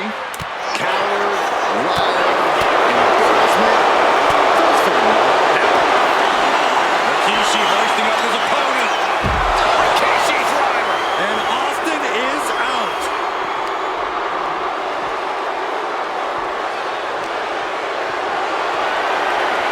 Look at this. This can't be good. Running power slam. We're getting up close. Look at this intense battle. Everything ringside has potential to do some serious injury. And Rikishi slows Austin down with a thunderous right. Austin's in trouble. And now steel chair. Oh, and Austin, he just averted disaster there. And now Austin gonna deliver the punishment with the steel chair.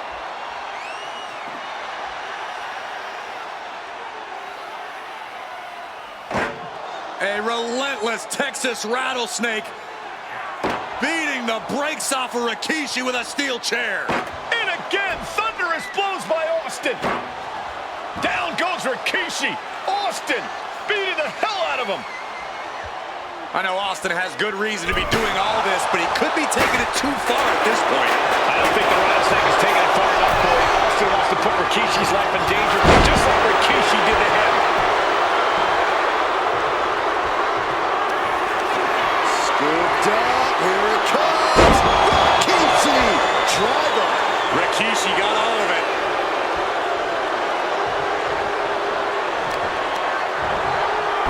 Put a focus on the arm here. No, he gets the shoulder up. Good Lord, scarily close to 3.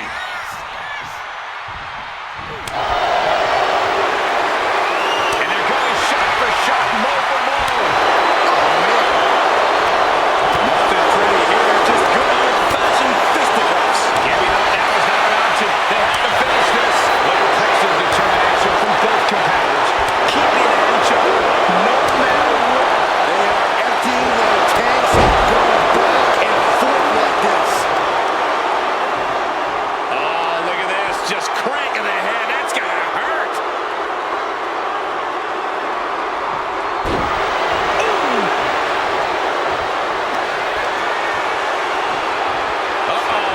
Rikishi's right.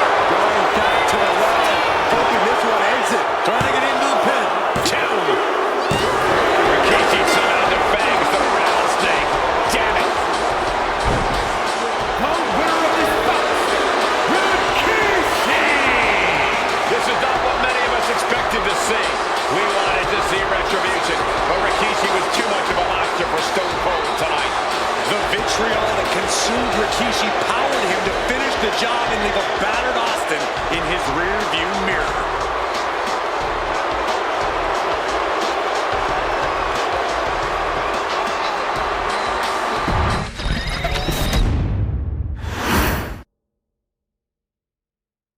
His arrival signaled impending doom.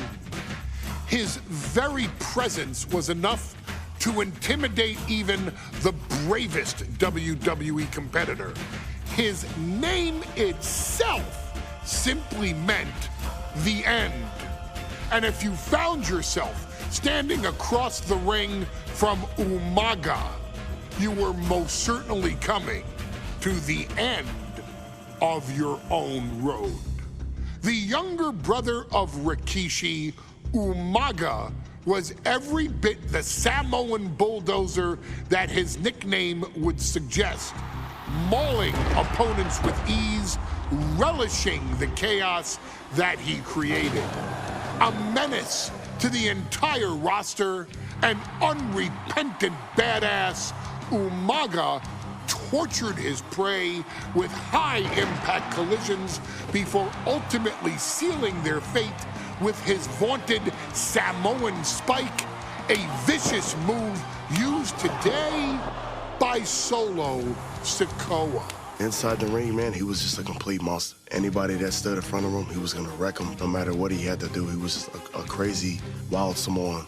Outside of the ring, man, just a loving guy to be around. A fun uncle, always joking, always barbecuing at his house. I always looked up to him. He was just so cool.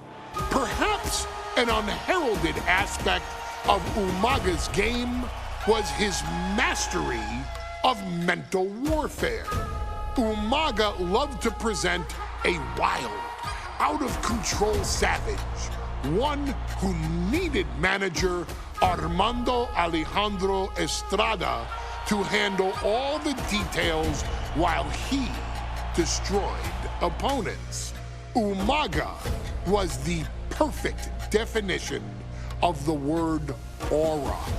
A two-time intercontinental heavyweight champion, Umaga established himself as one of the purest forms of dominance to ever set foot in a WWE ring. His intense clashes with Batista, the Heartbreak Kid Shawn Michaels, and Triple H, along with WWE Championship battles against John Cena, still live on in the memories of those who were fortunate enough to watch Umaga perform. And Umaga will live in immortality through every member of this family. Whether it's with a huge Samoan drop, a running bulldozer into the corner, a Samoan spike, or even a war cry in the middle of battle. Umaga is forever. I wish he was here. I know he's watching from above. So you, our beloved Us in training, are asked one simple thing here in the WWE 2K25 showcase: to defeat John Cena. You've done that in this mode before, right? Simple. It was at New Year's Revolution in 2007 that Umaga and John Cena first collided for the WWE title. Umaga appeared to be too much for Cena in the minds of many pundits. Undefeated in WWE some 9 months after his debut, and things were going very well for Umaga. Until they weren't.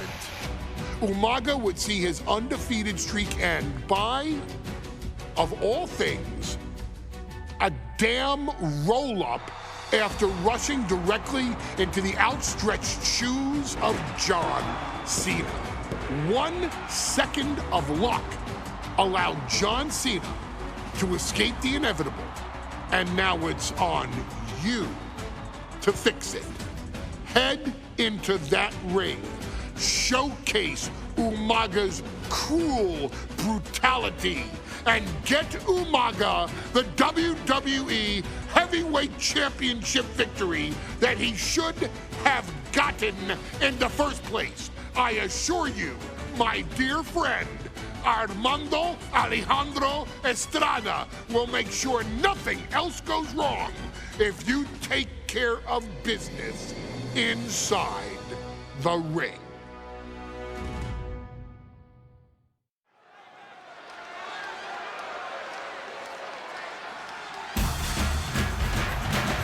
Well, ladies and gentlemen, here he is. He can be the next WWE champion, the near 400-pound Umaga. A man that since debuting right after WrestleMania 9 months ago has remained undefeated. And Umaga has been in the ring, Byron, with the best of WWE. This man looks, moves, and sounds like a movie monster. Except Umaga is for real. He is a Samoan bulldozer, an 18-wheel version with a mean streak. Big, athletic, strong, and probably gonna outweigh John Cena by well over 100 pounds. Since 1963, the WWE title has only changed hands twice here in Kansas City.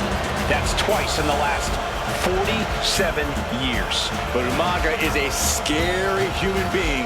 He can easily change that trend right here tonight.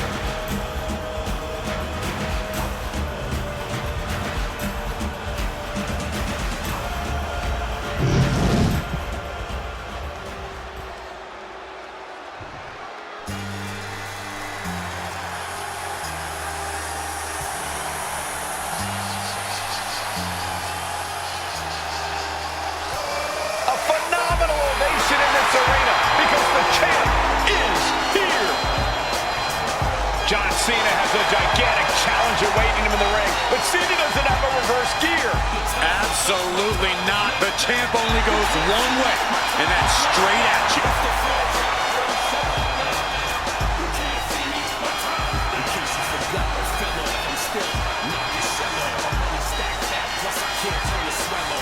John Cena, a 3-time WWE champion, the handler of Umaga, Armando Estrada, trying to control this undefeated challenger. Once the bell rings, these two are going to go at each other full force.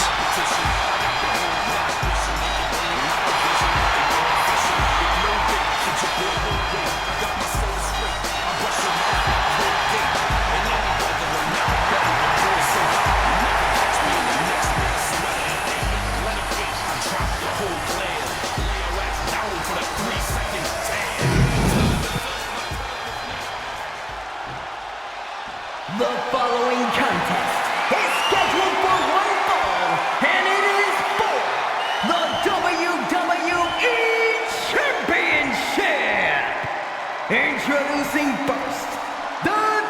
challenger, from the Isle of Samoa, weighing in at 353 pounds, Umaga!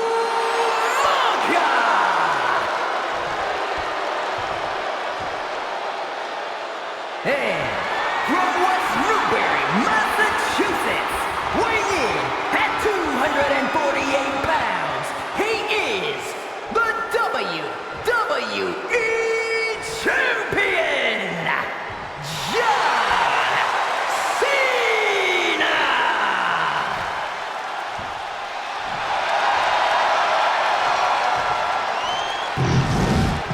Lots of competitors in the back dream for a shot at this title.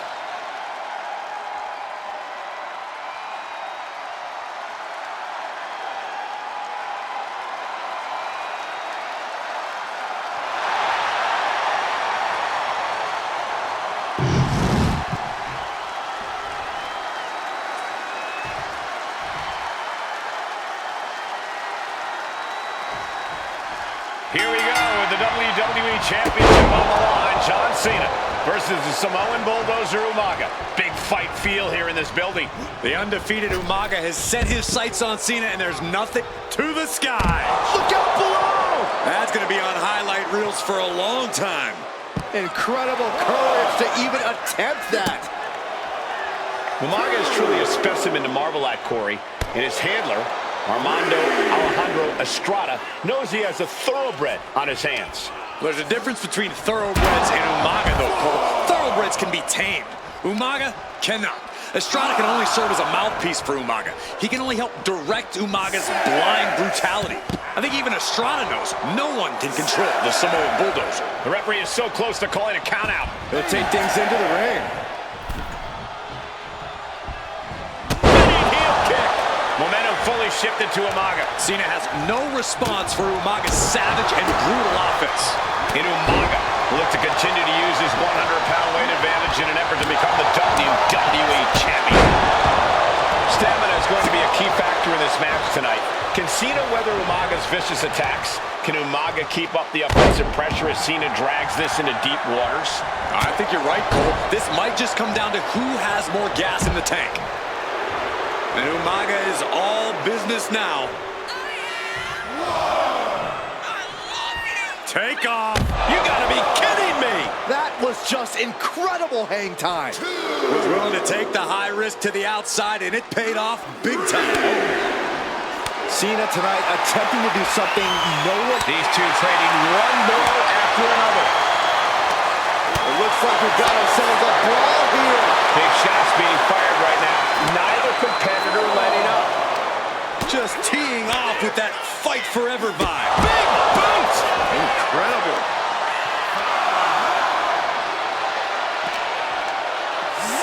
And he throws the opposition back into the ring.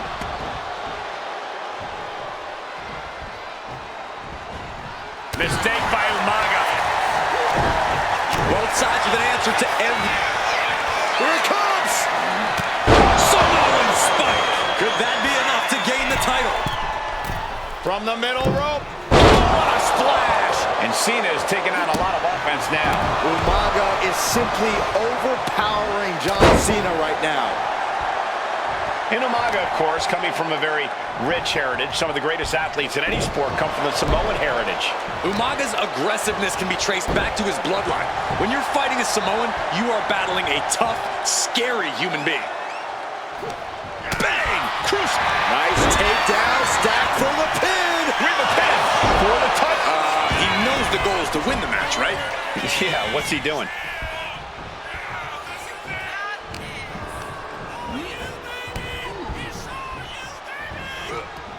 Wow. Working the midsection there. And just in time, he gets out of there. Ooh, just bouncing off the turnbuckle. The adrenaline is pumping, and the WWE Universe is on his side.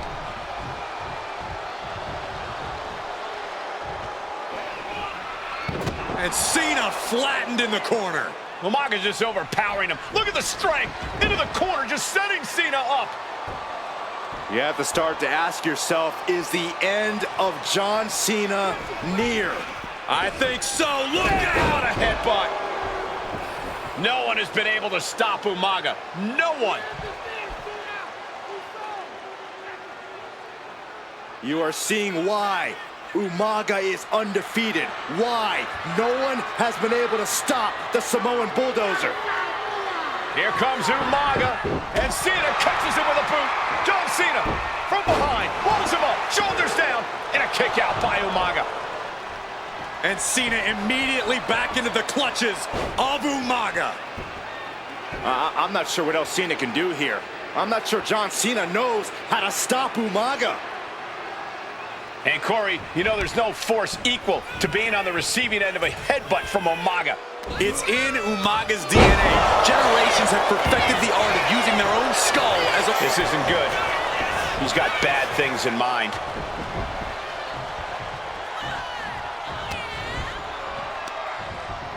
Pulled in from belly to belly. Sometimes I look at Umaga and it just scares me. I think he forgets that he's even in a chip. Here it comes! Samoa spot! The challenger comes up big. The champ kicks at it too. That was a matter of a fraction of a second. And I think we have... Here it comes! Samoan spike. It just got as bad as it could for the champ. New champion, an undefeated champion. Here is your winner, and the new WWE Champion, Umaga! This proves it. Truly no one can withstand Umaga. The Samoan Bulldozer has wrecked his way straight to the WWE Championship. Cena's title reign is over. An incredibly impressive showing from Umaga tonight, absolutely leveling John Cena in a savage display of dominance. Will Cena come looking for a rematch? Only time will tell. But for now, this is Umaga's moment. He is your WWE Champion.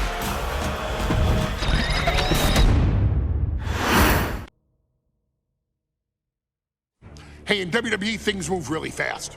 If you aren't present in the moment, it can feel like a year goes by in only 2 or 3 minutes. That's why you always have to make time to make sure that you check. Hold on. Did I just hear myself say 3 minutes? Stop. Can you believe I'm actually doing Eric Bischoff's shtick?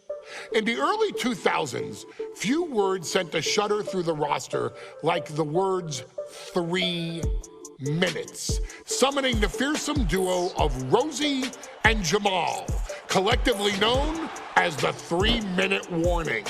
Initially hired by the aforementioned Raw general manager Eric Bischoff to interrupt anything he didn't find to be entertaining. You're just not entertaining me. 3 minutes are just about up.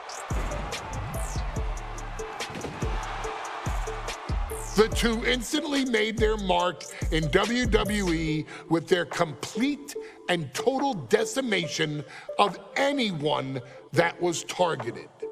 Their formula was really simple. 2 bruisers with surprising quickness who took pleasure in throwing opponents all around the ring with reckless abandon.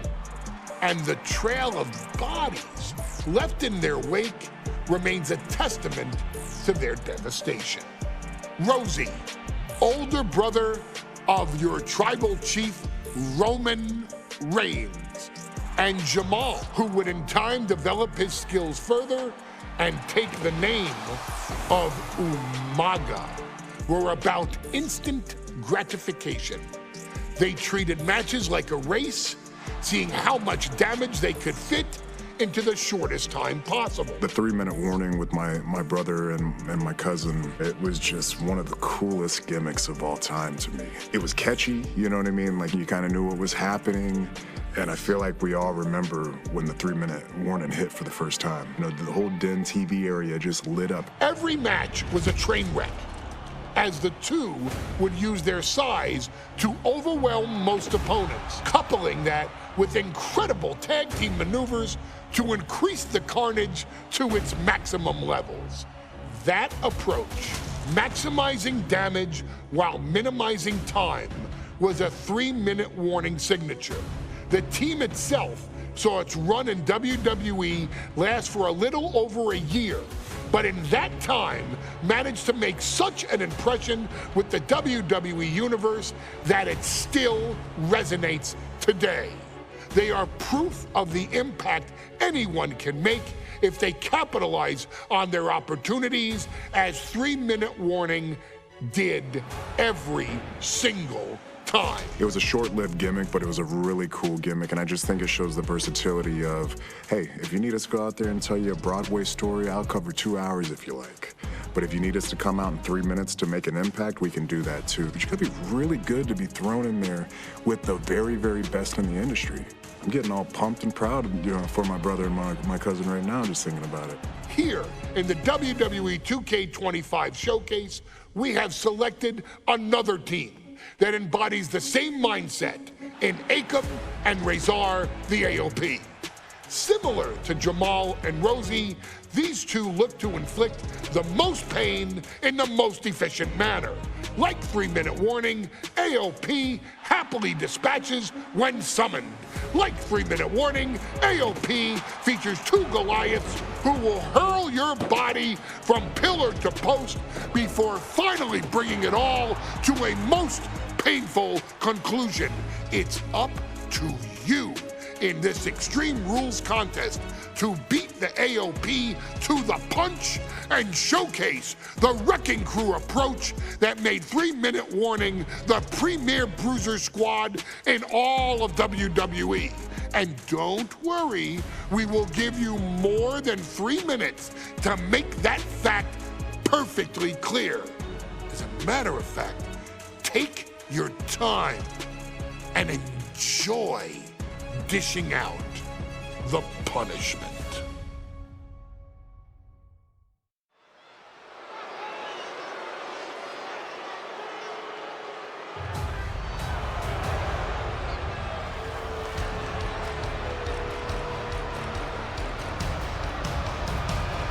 AOP is here, ready to wreak havoc. And they want to prove 3-minute warning has nothing on them. 2 roughneck teams ready to use this Extreme Rules stipulation to the fullest.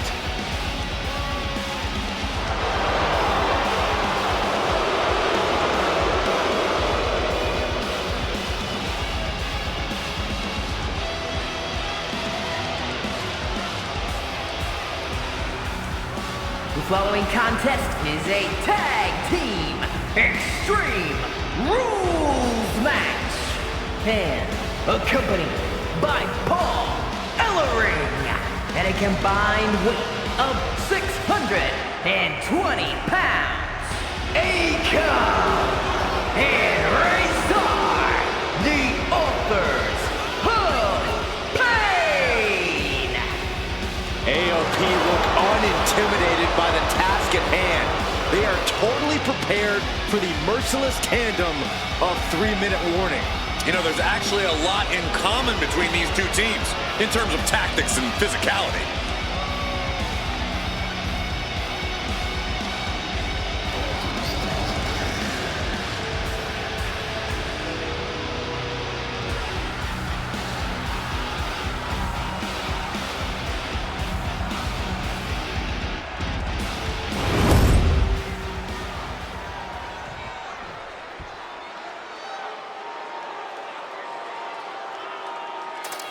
And guys, the authors of pain now have 3 minutes.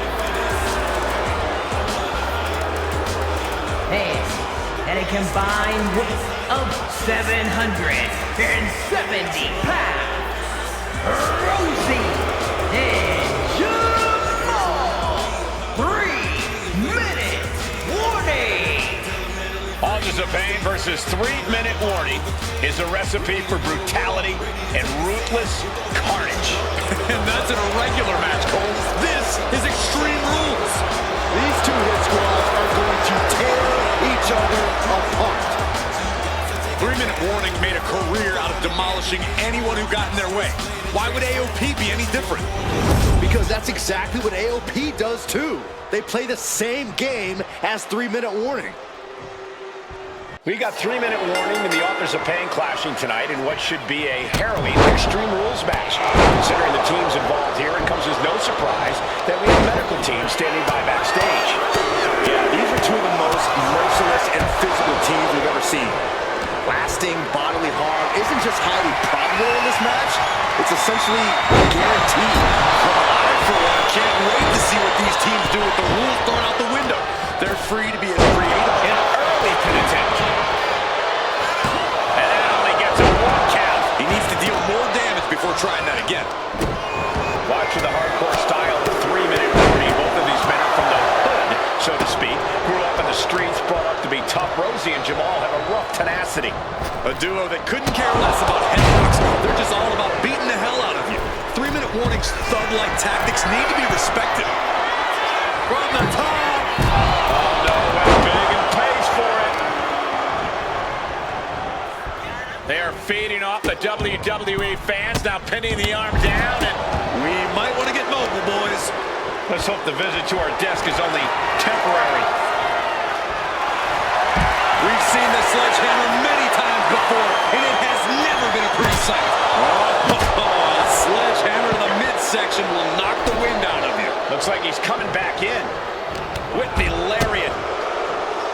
Just look at the size of all these superstars. The ring had to be reinforced before this match. Over 1,300 combined pounds combining. These men are so big and so thick, it's a challenge to wrap your arms around them. It's really just best to find weapons and whack away. Yeah, and there's plenty of weapons to choose from tonight. Come on, this has gone way too far. Just stop this already. Oh, man, he is more than fired up right now. Down with the Samoan drop. Oh, jeez. Nasty kick to the face. Forget it. AOP just fell to their demise. Great athleticism. We all know what's going through their head here. Destruction, carnage, annihilation. Yeah, but they should be thinking about this career. Punch after punch after punch. Rosie and Jamal tell their victims that they will feel the 3-minute warning. What does that mean, Corey? Well, it means a lot of superstars will get run over by the pain train, and it's only going to feel like the longest 3 minutes of their lives. When you're as big and strong as Rosie and Jamal, that's how quickly it can be over. Oh, look at this. The man's clearly taking a heavy toll. We'll be getting into a dire situation soon. From the heavens, big-time splash. 3-minute warning might just be done messing around.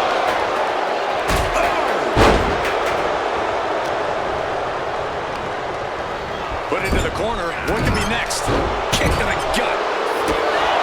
Man, Rosie and Jamal Aiken. Shoulders down, raise arm, might be down for the count. He has to be nearly at his break. Rosie and Jamal survive Extreme Rules. Here are your winners, Rosie and Jamal. 3-minute warning. Gotta give it up to 3-minute warning. In a contest between two of the most badass squads we've ever seen, they were the tougher competitors. Yeah, but AOP certainly made 3-minute warning earn this win. Just think about all the carnage we witnessed here tonight.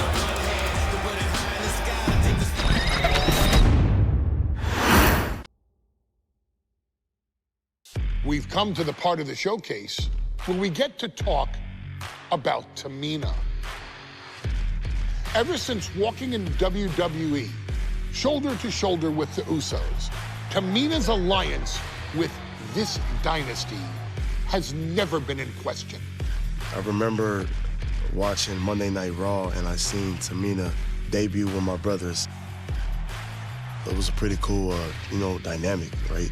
Two of my brothers and Tamina.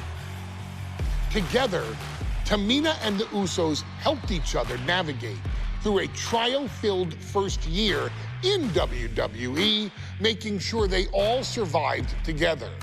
In later years, Tamina has formed alliances with both Naomi and Nia Jax, honoring this family's connection. While Tamina has looked to create her own name in the industry, she has never missed a chance to acknowledge her place in this family either. Trained by Afa and Sika, the wild Samoans, Tamina was instilled with the same instincts that have carried each member of this family to wrestling glory. Her in-ring approach is similar to many in the bloodline. Quick striking, high-impact attacks, and smothering holds. As capable with a super kick or a big splash as anyone else, Tamina has maintained a remarkable level of success in her WWE career. A constant contender, Tamina has competed for the Women's Championship on many occasions. She's also held the Women's Tag Team Championships along with 9 separate reigns as the 24/7 champion. Tamina has proven capable in any environment against any opponent. Tamina is always the perfect test for a rising contender. Defeating Tamina proves that you're at the top of your game, and she will always expose those who aren't quite ready yet. Taking her lightly is the easiest way to book your visit to the local medical facility. Tamina has taken part in many memorable moments, but in the 2K25 showcase, we're going to give you the chance to make history. In the first ever women's Money in the Bank match, Carmella, of all people, would walk out victorious after letting someone else do all the work. Tamina, Becky Lynch, Natalya, and Charlotte Flair were all robbed of a great opportunity that night by Carmella. So this is your chance to make it right. Showcase Tamina's grit and take out the other 4 ladies in this ladder match to become the first ever winner of the Women's Money in the Bank. Carmella might still sneak out with the win, but if she does, she's doing it on her own because we're not allowing anyone else at ringside for this match in our showcase.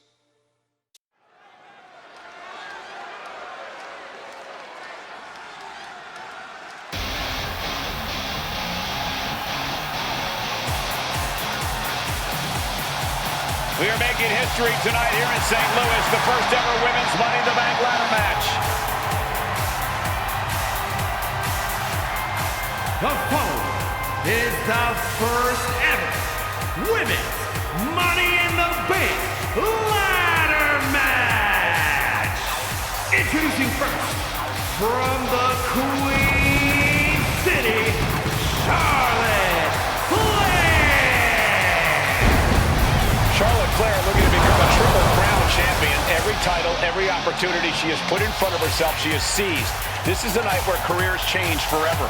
You're right, Cole. You can feel it. Legends are going to be made. Careers defined.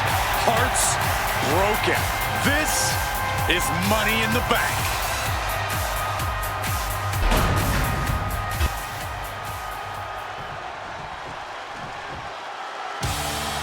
And Byron, Becky Lynch with a very astute point. I rip off arms. You can't exactly climb a ladder with no arms.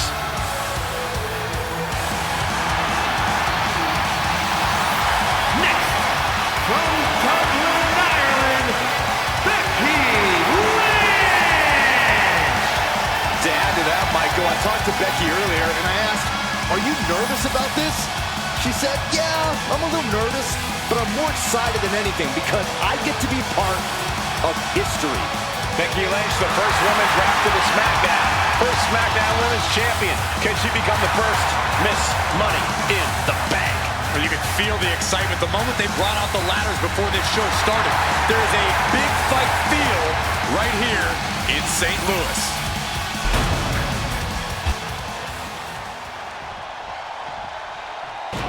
There's a big fight coming. Tamina, perhaps the most dominant superstar in this match. And I guarantee she is not fazed by taking on 4 different opponents in a ladder match. From the Pacific Islands, Tamina!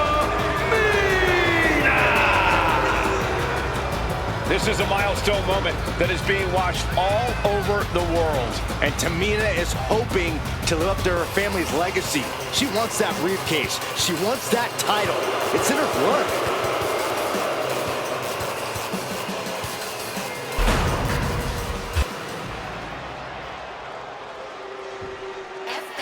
Mela is money, and she is as confident as ever.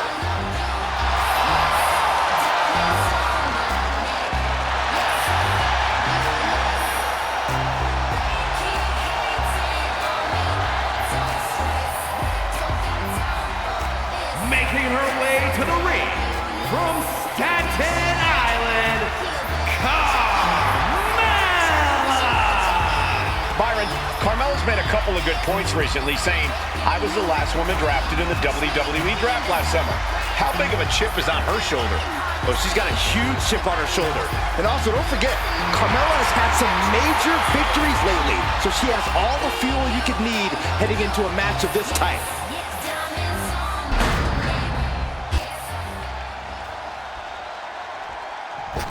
Natalya, another superstar who walks into this match thinking she has legacy on her side tonight.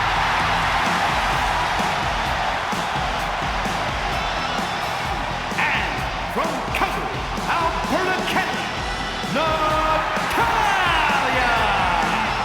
Every last woman in this match has chased this opportunity so fiercely. They have chased the championship, perhaps none more so than Natalya.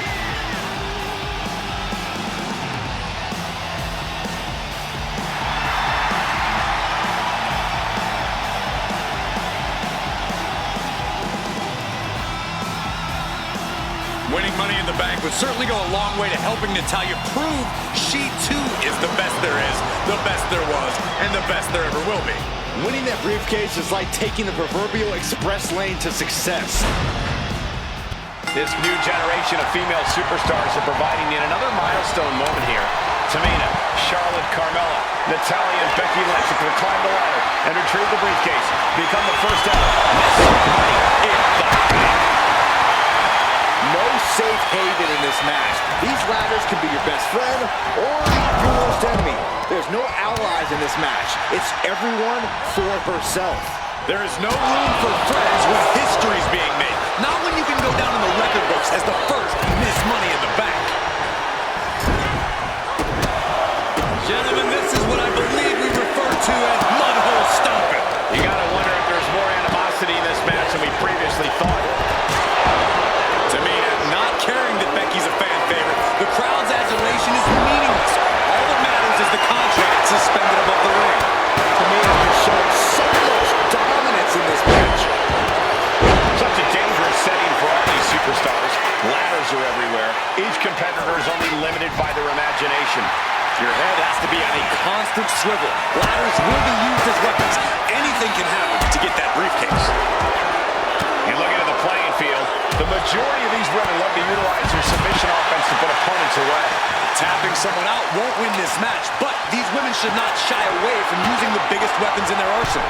We've heard Becky say she was going to rip arms off tonight. You can't exactly climb a ladder with no arms. Ladders in position. Gonna make the climb. And after that shot to the knee, what could be next? Oh, man, she finds a hard landing on the outside. Headed up that ladder. She's going for it. She certainly is. She can do it. Looks like scaling the ladder is the easy part of the job. Unhooking the prize is the big challenge. Lands a timely reversal. Is there anyone more intimidating in this group than Tamina? I've said it before. It could be a coming out party for Tamina. On the apron. Look at that insult to injury with that one. That's going to fire up the net. Up the ladder now. Let's see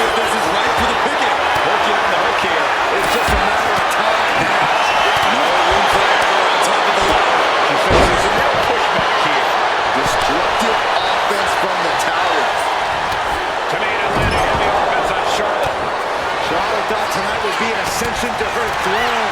Tamina's here to ruin that dream. The patience of Charlotte being tested there. But as we know, she can get mean real quick. Yeah, Tamina just inflicted as much pain as possible and enjoyed it. Nice reversal by Charlotte Flair. Charlotte driving Tamina, and both tumble to the floor. Both women crashing down hard. The Queen, Charlotte Flair, the first to her feet, surveying the situation. Oh my, Tamina into the steps. Well, you are seeing a heightened level of aggression, heightened level of intensity from all these competitors because of the stakes involved. Guys, where's Charlotte going? Flair looking to up the ante now from the top. Oh my goodness, taking out everybody. The Queen rising to the occasion. What you just saw is why we say Charlotte is genetically superior. Yeah, undeniable athleticism from the Queen. Can it pave her way to the top of the ladder? Trying to wrestle free their opponent's arm, had the arm trapped. Goodness gracious. 3 second-generation superstars competing in this match. Carmella, Charlotte, and Tamina. And Natalya, of course, a third-generation superstar. Women bred for these kind of moments. Any of these women will add a significant chapter to her legacy if she can become the first Miss Money in the Bank. Sit-out, slam. Well, now look at this. A real sense of pride going on here. Yeah, where pride comes before the fall. In a well-timed counter. Quick thinking from Tamina. Powerful contact by Tamina. Oh, getting knocked around by the ladder. She's got the ladder positioned how she wants it. Creating a deadly situation in the corner. Dropped right on their face. Oh, I think the ring just moved. Big time clothesline. Good grief. And the Queen might be hurting after that hit. And all of this pain and discomfort will make ascending the ladder very challenging. Here we go. Ladder set up in the middle of the ring. Perfectly positioned. She's being derailed here. Yeah, but when ladders are part of the match, you really can't expect anything less. She's in place. Can she end this here? The longer this goes, the more likely we can see a hard crash back to the canvas. And she has Charlotte's number there. Launched right out of the ring. Oh, she was ready with the counter.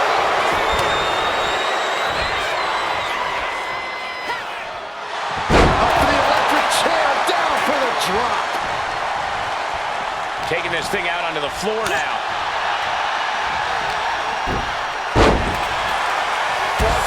Jawbreaker! You can pick up your teeth in the third row.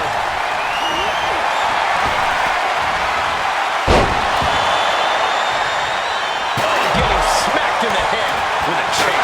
Her endurance is really being tested now. And all of this pain and discomfort will make ascending a ladder very challenging. Becky Lynch looking to secure the win. Manhandle slam.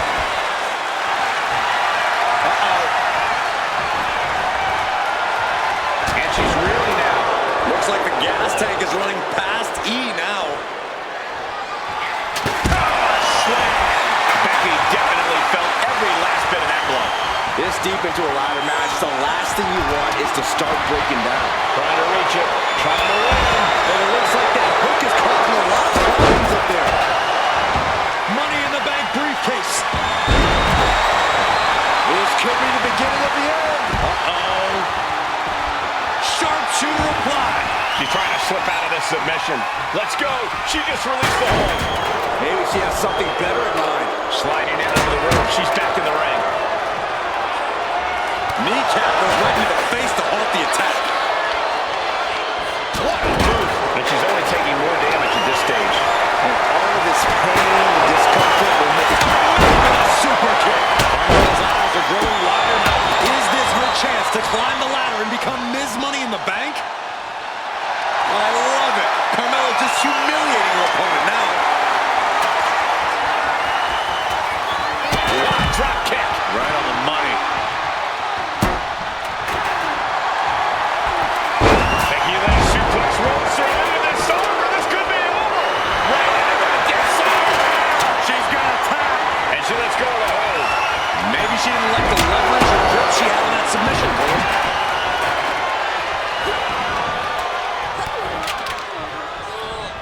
set right in the middle of the ring. Starts to climb, but needs to move quickly. The prize is in sight, but is it in reach? This is a risky play, but could be the only opportunity all match. History on the line. Guaranteed championship opportunity. Nothing but carnage happening in this one. 5 women fighting for their key to destiny. Willing to go through hell for it. Carried in a jeopardizing position here.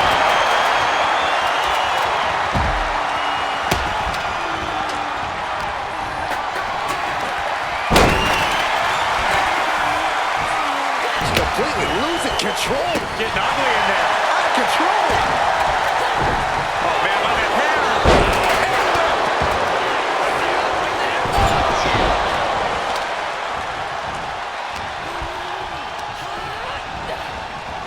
Uh-oh. Samoan drop. She's getting that ladder exactly where she wants it. A crucial step. Head up that ladder. Samoan. Gonna try and unhook it now. Victory is well within reach. Seems to be struggling a bit up there. Yeah, sweaty palms make. That's it. Tamina has the briefcase. Tamina is Miss Money in the Bank. The winner of the